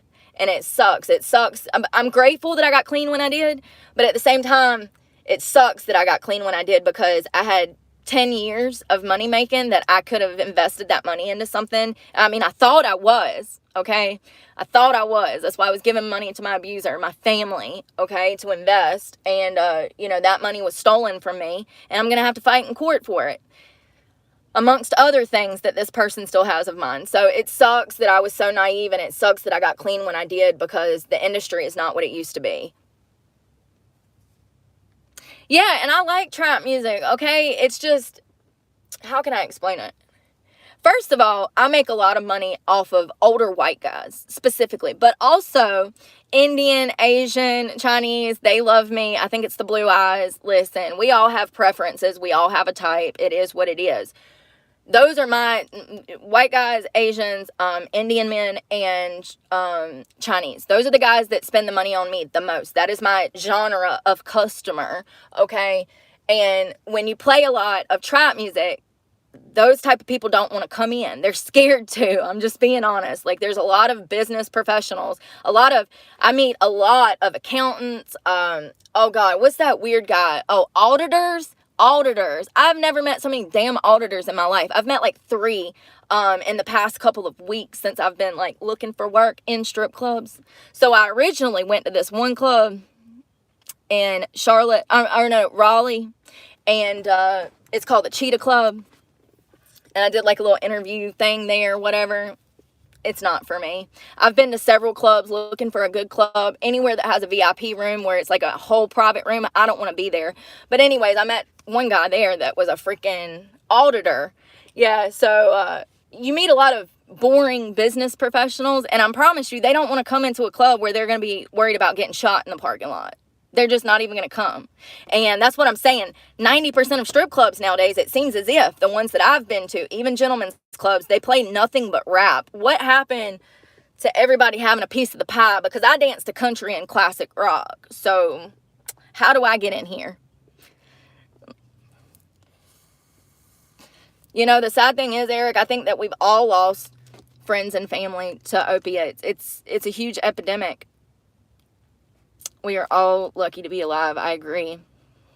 Tampa. I have been to Tampa. I don't know the clubs in Tampa, though. I don't know if I've ever danced in Tampa. I would have to look and see. I have like a list somewhere. I've probably danced at over 250 clubs throughout the United States. I've been everywhere. Let's check out what clubs are in Tampa. Strip clubs. Tampa. Last time I was in Florida, though, it was at that club that they fired me because I wouldn't sell my ass in VIP. I've never been somewhere where they did so much coke, though. I'm not lying. Them girls would, because the club had weird hours, and so they were open super early in the morning, and like guys would come in off of their fucking coke benders and want to party mid-afternoon. So there's Scores. Deja Vu. Now, Deja Vu is one of the ones that I wanted to dance at. I've looked at that when I was in Jacksonville, Florida last year. I wanted to go to Deja Vu's. I can't remember why I didn't, though. It might have something to do with the reviews. You can find a lot about a strip club through the fucking reviews. They're not lying. Everything you read on there is probably correct. Like, I read the reviews before I go anywhere. I've learned so much. I can tell what type of club it is, if it's geared towards more white people, if they have a collective of people, or if it's more of like a nightlife club, like Onyx, okay? You can tell that by the reviews. Who leaves the reviews, what they talk, they talk about the girls' secrets, Tampa Gold. There's a lot in Tampa. I didn't realize there's this many fucking, Emperors of Tampa. They're not affiliated. I wonder if they're affiliated. Oh, let me go back to that. So, I worked in Jacksonville. They fired me from the strip club. I got it all on camera. He says, we're firing you because you won't buy drugs from our bouncers and you won't allow guys to fuck you in VIP. Okay, that's fine. Whatever. Well, the next day, I get a call from the FBI. The FBI. Hello, how are you? He's like, yeah, what happened at the club? We know that you were working over there at the club, and we have an open investigation. For what? Underage girls. They hire underage girls out of high school. They've already been busted for it several times. He wanted to know what I knew. How did they get my number? How did they know that I even worked there? Can somebody tell me? Please let me know. Like, I'm waiting for an answer. How did they know who I was? I ain't never been more creeped out in my life. I have not been back to that club. I don't want to go anywhere near that franchise. So if they own the one in Tampa, I know to stay far away from that, because there's an Emperor's of Tampa. And that's what I'm saying. You have to pay attention. A lot of these clubs are owned by the same fucking people. Especially if they're a franchise. You can just buy into the franchise, apparently. I don't know how that works, but you know what I mean. But, yeah, the FBI told me that they had already been busted for hiring high school aged girls in the strip club. And what they do is they hire these girls, they get them on drugs, and the rest is history. They expose them to drugs. They coerce them into doing these things, because they definitely did it to me. And if they'll do it to a 30-something-year-old woman, imagine what they'd do to a 16, 17-year-old little girl. Fucking pisses me off. Yeah, Myrtle Beach is a nice area. However, Masters and, let me look up, because I have worked at most of those clubs. They do have the VIP private champagne rooms. So I'm not judging. I'm just saying that it's not for me. Okay? If I'm going to do that, I'll take my ass to Nevada and be a high-end hooker. You know, it just does not make any sense to me. Stripping is not about getting your socks off, your rocks off, whatever. That's not what stripping is about. Stripping is about a fantasy. It's an illusion. It's fluff. It's theatrics. It's, you know, it's the opportunity to talk to a pretty lady. There's a lot of guys out here that literally do not have the physical ability to walk up to a pretty girl and say, hey, how are you? I'm so-and-so. They literally don't know how. You know, I've always said that it's like therapy. I'm a therapist. You know, I hear about everybody's problems, especially when they start drinking. People just, what is going on with my hair? I really think that I messed it up when it got rained on yesterday. I feel like something is going on. Do y'all see that? It's like it got cut or something, or it might just be my gray flyaways. Anyways, but they tell me their problems when they're drinking, and I feel for people. I really do, but I'm literally a cheap-ass, non-certified therapist.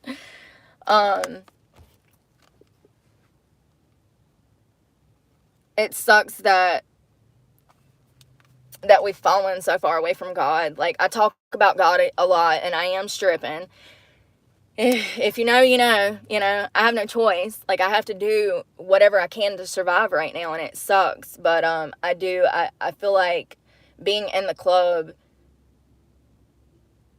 could pull me away from God if I get around the wrong crowd, and I'm just being cautious of that, because people, places, and things for someone who is in recovery is so important. So important. It's the most important thing, is who you allow to be around you. Like, that one poor choice in friendship could lead to me being dead. So a relapse could be fatal for me, and it's very common. So I'm just being cautious of that. But I am grateful to have work, and I'm grateful to be able to know that I might be able to make a little bit of money before these girls try to run me off, and they get so caught up in their feelings, they start taking it out on me and being petty. And, you know, I can already see, you know, and no amount of being nice to them is going to work. The nicer I am, the more meaner they're going to get. That's the way that it works. And it sucks that it's like that. But, something that I'm definitely going to focus on is not being so nice, because I've noticed that when I'm nice, that's when people get mean towards me, and that sucks. It's literally like mental gymnastics trying to deal with a bunch of 20-year-olds. It sucks. Nestament? Hold on. Technically, it's not really mentioned in the New Testament.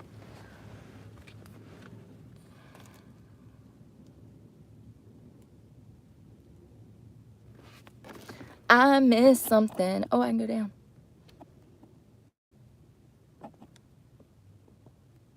Yeah, it used to be like that, Anita. You could go anywhere and make thousands of dollars. It's not like that anymore. You can go to any club on a Friday or Saturday night now, and they're dead. It doesn't matter if it's Florida or if it's North Carolina or wherever. They're dead. they're dead. And it sucks that, you know, you have 70% of Americans out here that are living, or I think it's like 67% of Americans living paycheck to paycheck. You have another 70% of 70% of Americans who don't have $1,000 for an emergency at any given time on hand right now. When you're talking about people that are living paycheck to paycheck, there's not much money left over after bills for most of us. And so that kills a lot of the business right there.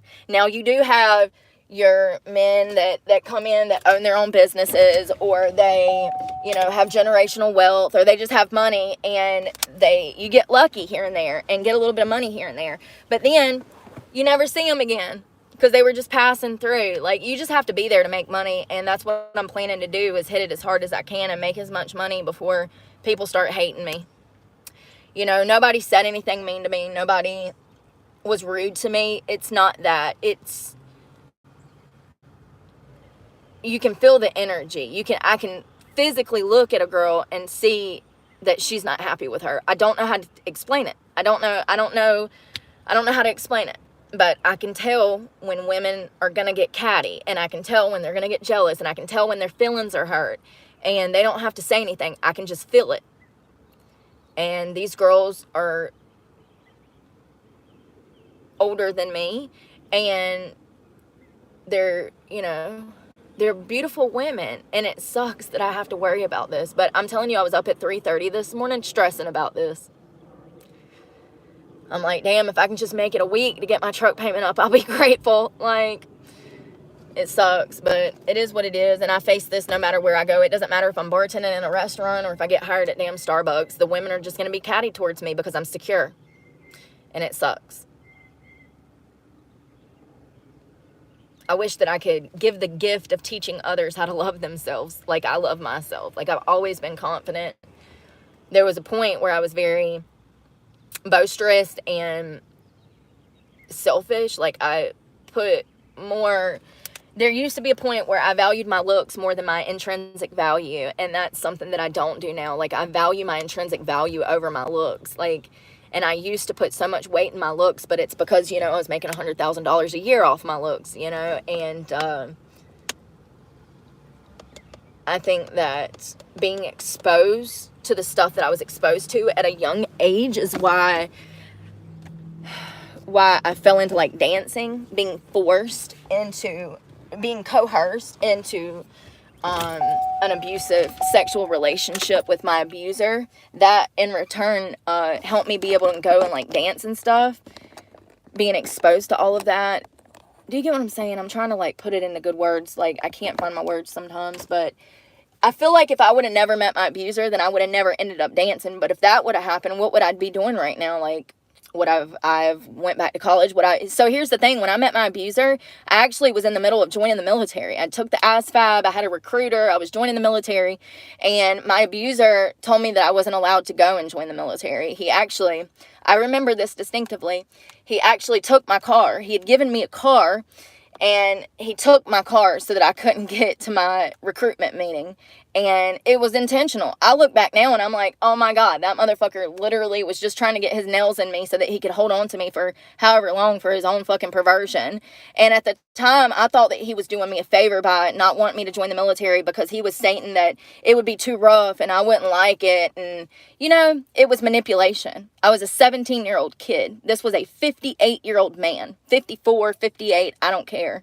You know, it was wrong, and it was wrong. And I sometimes wonder where my life would have went if I would have never met him. Because prior to meeting him, I knew nothing of drugs. I'd never been in legal trouble as far as, like, my adult life.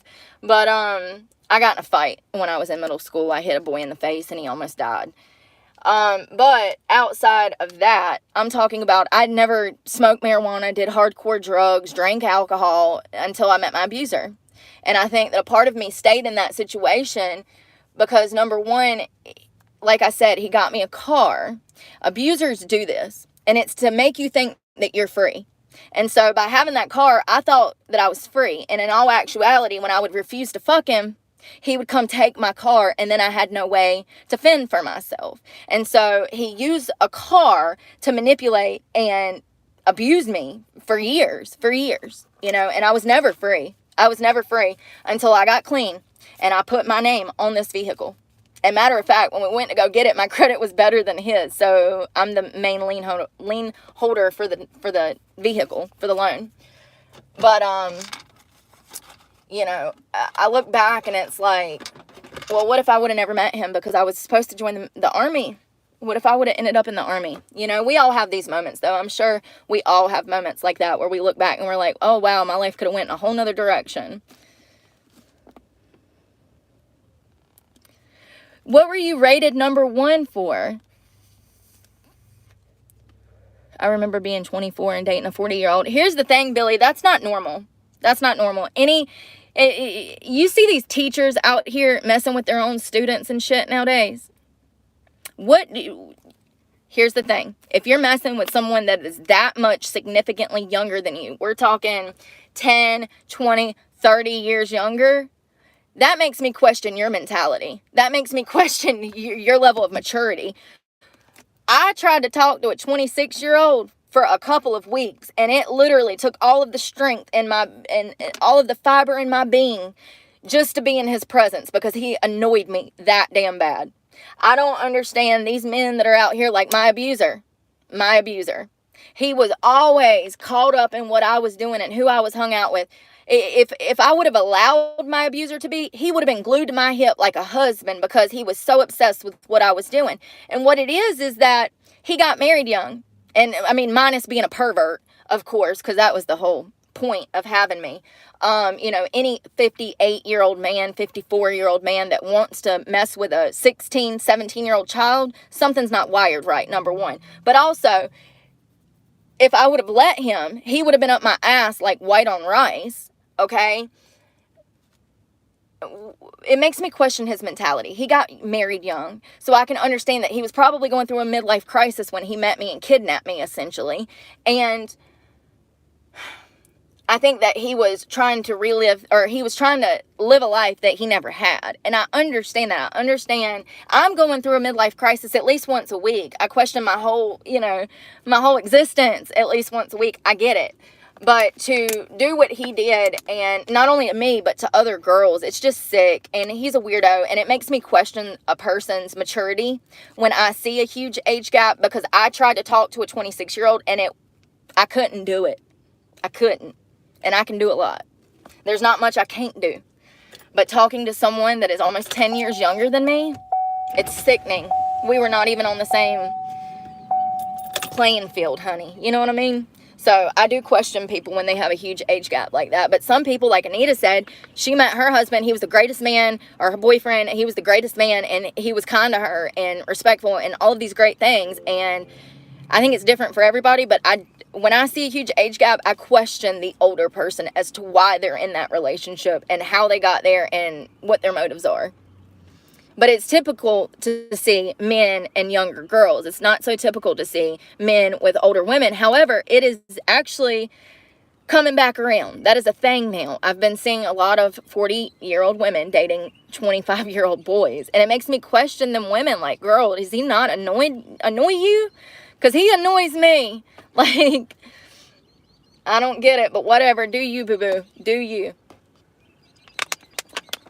I think everybody deserves to be happy, even if there is a 20-year age gap. I just hope that everybody is consenting adults, and I hope that no one is being coerced and forced into this relationship for one party's own sick, perverted pleasure, because I've been there. So, you know, I want to make it clear that, how can I say this? So someone said the other day, like, I had a choice to be with my abuser. First of all, I never dated this man. Never dated my abuser. I met my abuser through a friend, and my abuser immediately started trying to do things for me because I was homeless, I was broke, I didn't have a car, I did not have my shit together, I was a 17-year-old kid. So my abuser starts handing me things, money, gives me a car. I didn't realize it at the time, but now in my adult life, I realize that it's all part of the manipulation scheme. That is how they control you. That car, that was the only thing I cared about for 10, 15 years, you know, was having a car. And I allowed things to happen to me because I didn't know how I would get a car without this person helping me. You get what I'm saying? But he knew that, and he used that to his advantage to manipulate, and he sued me. He sued me over a fucking car, y'all. Sued me. You know, like, we have been through it. And that's another reason that I chose to leave. That's another reason I chose to cut ties with this person, was because anybody that'll sue you because they're mad that you won't fuck them does not have your best interest at heart. They don't give a shit about you. Anyone that will watch you struggle for 15 years and be complicit in you being high, and matter of fact, they love it when you're high, because when you're high, they can do things to you that you don't even know is happening to you. When they're complicit in this and you murdering yourself with drugs, they don't give a shit about you. If they just stand by and allow it to happen, and matter of fact, give you hundreds of dollars a day so that you can make sure you're not sick, they don't care about you. Anyone that is willing to sit by and watch you use drugs does not care about you. And I think that he wanted me to die. I really do. I think that he wanted me to die. He would rather me die than meet somebody and be happy, because that's all he ever cared about. When I left, you know, the day I left, that's all he said. He brought up all of my ex-boyfriends as I was leaving. That told me what had been on his mind for the past 20-something years. That's what he cared about, the men that I've dated. He didn't care about anything else that we've been through. All he said was, Jacob and Jack and Tom, and he's bringing up ex-boyfriends as I'm leaving. Because he's butthurt that I wouldn't date him. He's butthurt that I wouldn't love him like he loved me, supposedly. And I can't do nothing about it. Sir, you were 3 times my fucking age. You should have been adult in the situation. You should have. You should have been protecting me. You weren't. You weren't. You wanted to use me. Film me. Sick. People are sick, okay? But I do think quite a bit how life would have been different. I don't have any major regrets as far as, like, my situation right now. Like, I don't regret anything. I can't change anything. I'm doing the best that I can. It's a miracle that I'm even alive. It's a miracle that I'm saying the things that I am and I feel the way that I am, because if you would have told me 10 years ago, back in like 2012, 2014, that I would be sitting here saying, hey, we need to become more Christ-like. Hey, we need to be kinder to each other. Hey, we need to love ourselves. If you would have told me that I'd be sitting here saying these things 10 years ago, that I would say, fuck the strip club, I absolutely despise the strip club, I would tell you you're a fucking liar. I would have never believed that I would start hating this industry, but I do. I absolutely hate the industry. It's unfortunate that I have to keep coming back to it, but it is what it is. And I'm grateful to have a job just for today, if only for today. I don't know when these girls are going to start getting catty, but I know that it's coming because I can already feel it. And no amount of boosting them up, trust me, I've tried. I tell girls all the time, you look beautiful, you look pretty, not just to say it, just because they do. They, you know, I see girls that maybe have on like a new dress or a different dress, and it accentuates their natural beauty, and I'll tell them. And I've always been the type of person that if I hear you say something negative about yourself, I'm going to say something positive to boost you back up, because we all need that, and we're not there for each other like we should be.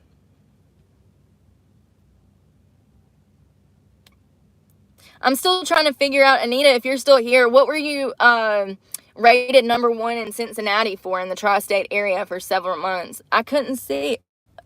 Is she talking about? No, not dancing. I know what you're talking about. You're talking about like a GFE. I know what you're talking about. I love you, Eric. Yeah, I know exactly what you're talking about.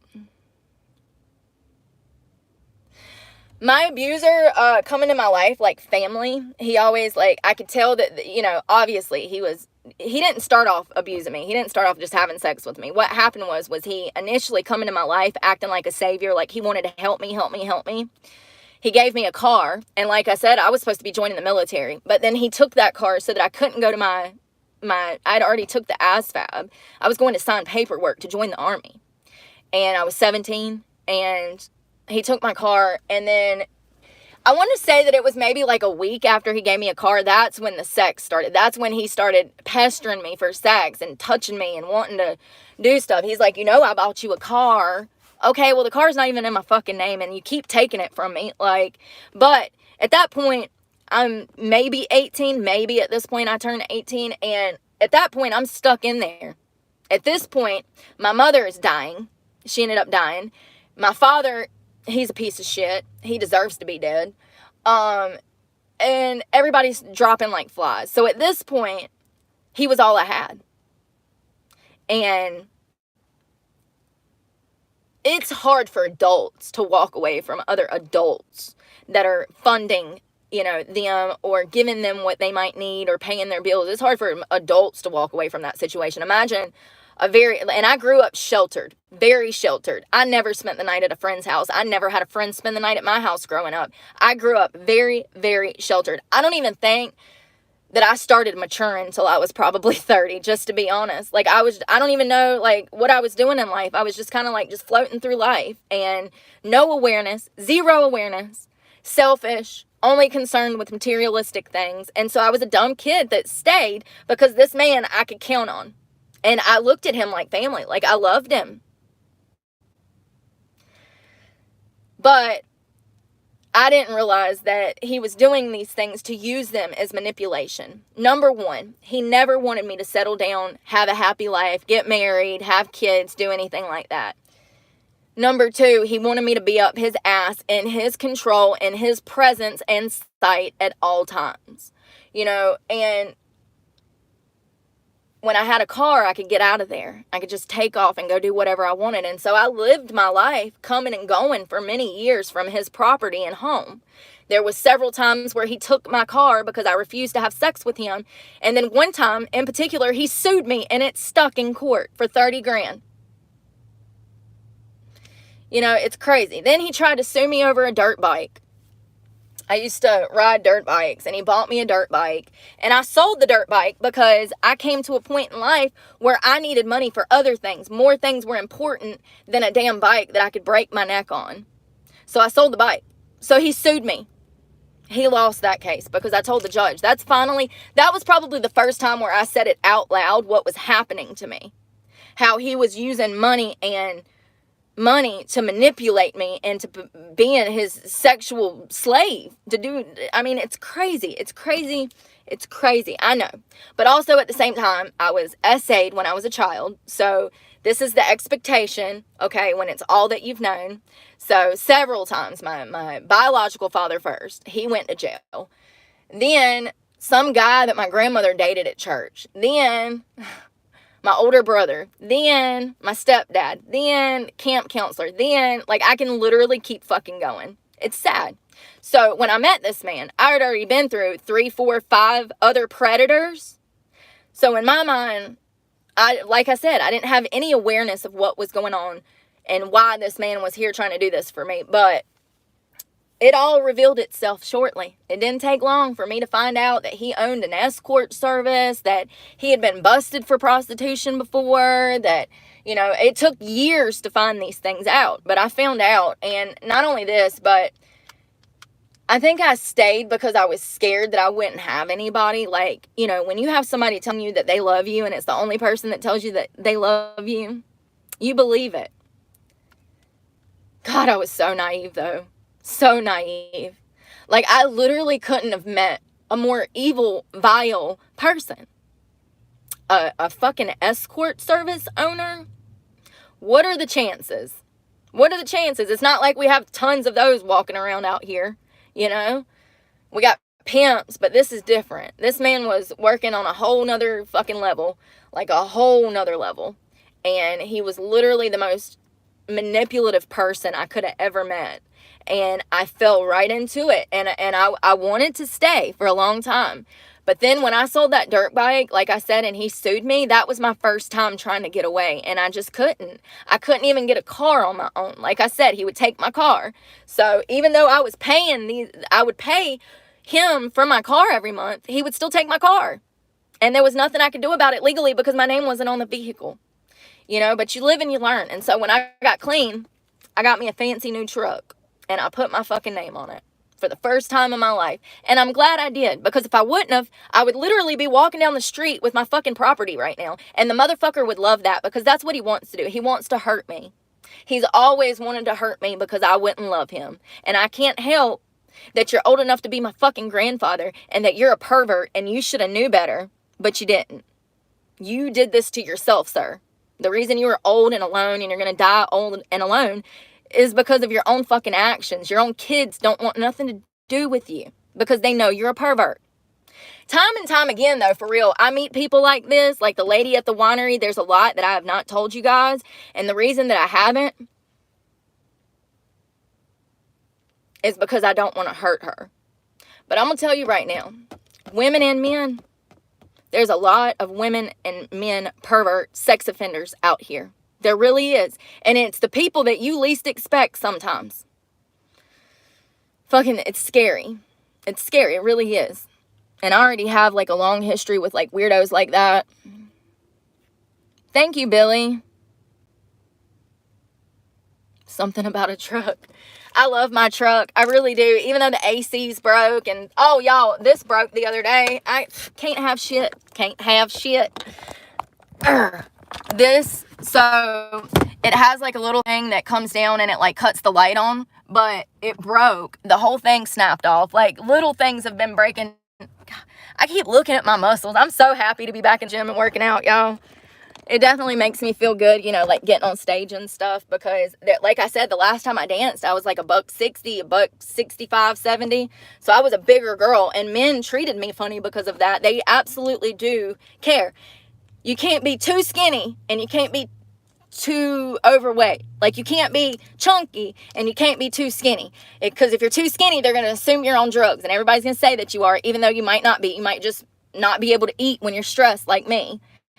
But, and then if you're too big, they're going to say, oh, you're too big. Like, why did y'all even hire her? Like, as if certain guys don't like different things, you know? And I think that it's good for a business to have different girls, okay?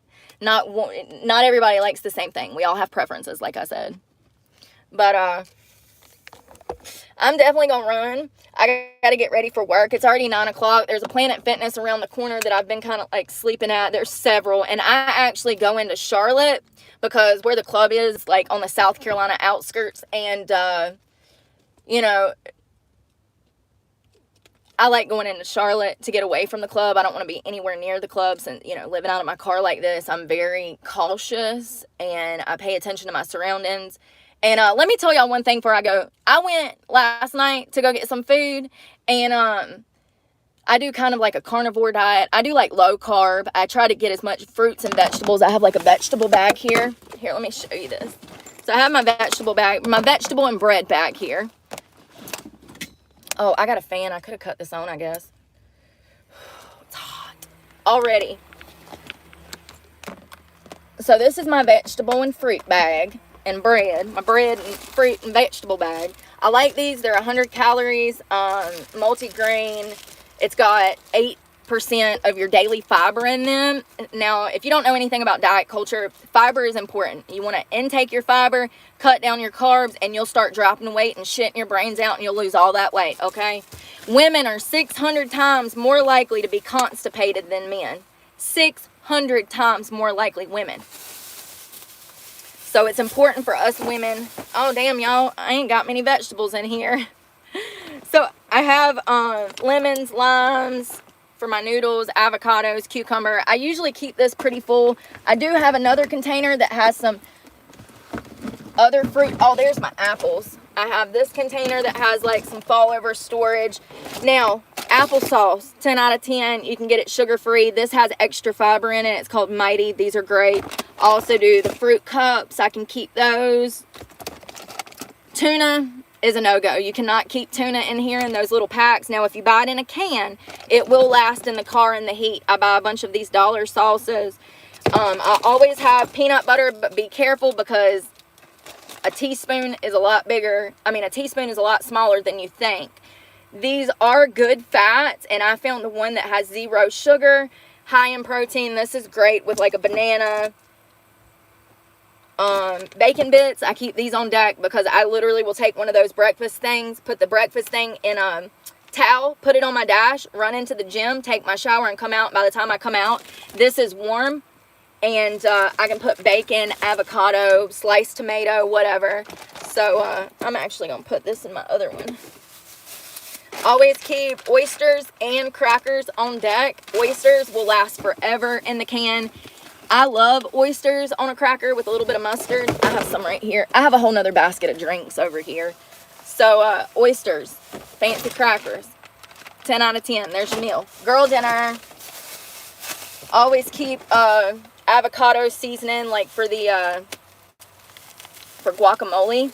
A pack of this will last me like a month, and I can use it in my avocado, spread it on some toast.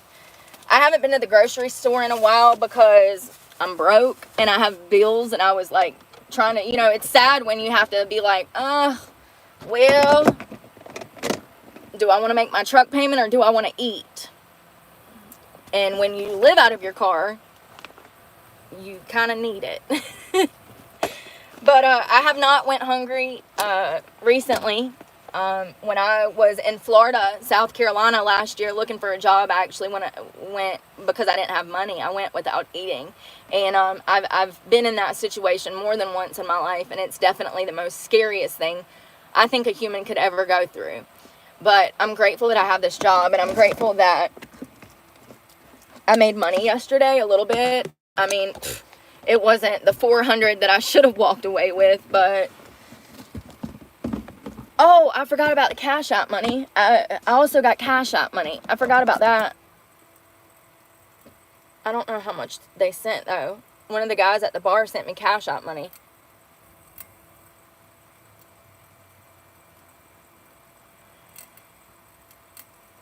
I don't want to say who it is, but yeah, I got $200 there. That was a tip. And the reason that he gave me that was because freaking they take so much.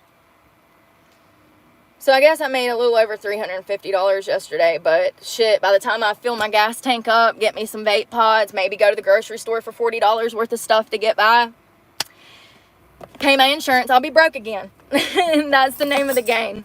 But I thank y'all for coming and joining me this morning. I hope everybody is doing well. It seems like people are in good spirits. Thank you, Eric. I'm going to try to. I definitely got to go wash my hair because I got hit with the rain last night and I'm disgusting. And it's already getting hot. I don't know what it's supposed to be today. Oh, it's supposed to be, I think, 90 today, 86. So it's going to be quite hot. Another great thing about working day shift is that I can sleep at night. See, if I was working night shift, I would literally be expected to sleep during the day. There's no way I could do that. It's so hot. There's no way. And I don't have AC. So, yeah. But day shift, the hottest part of the day, I'm in the club making money. So it works out perfect. By the time I made off last night at 7:30, freaking, it was cooled off enough for me to be able to, like, get ready for bed. Because that's a process. But, yeah, I'm doing well. And I really am grateful for everybody that joined this live. And, I appreciate everybody, and pray for me because God knows I need it, and I'm praying for y'all, and I hope that y'all have a lovely day. Be safe out there. Bye, y'all.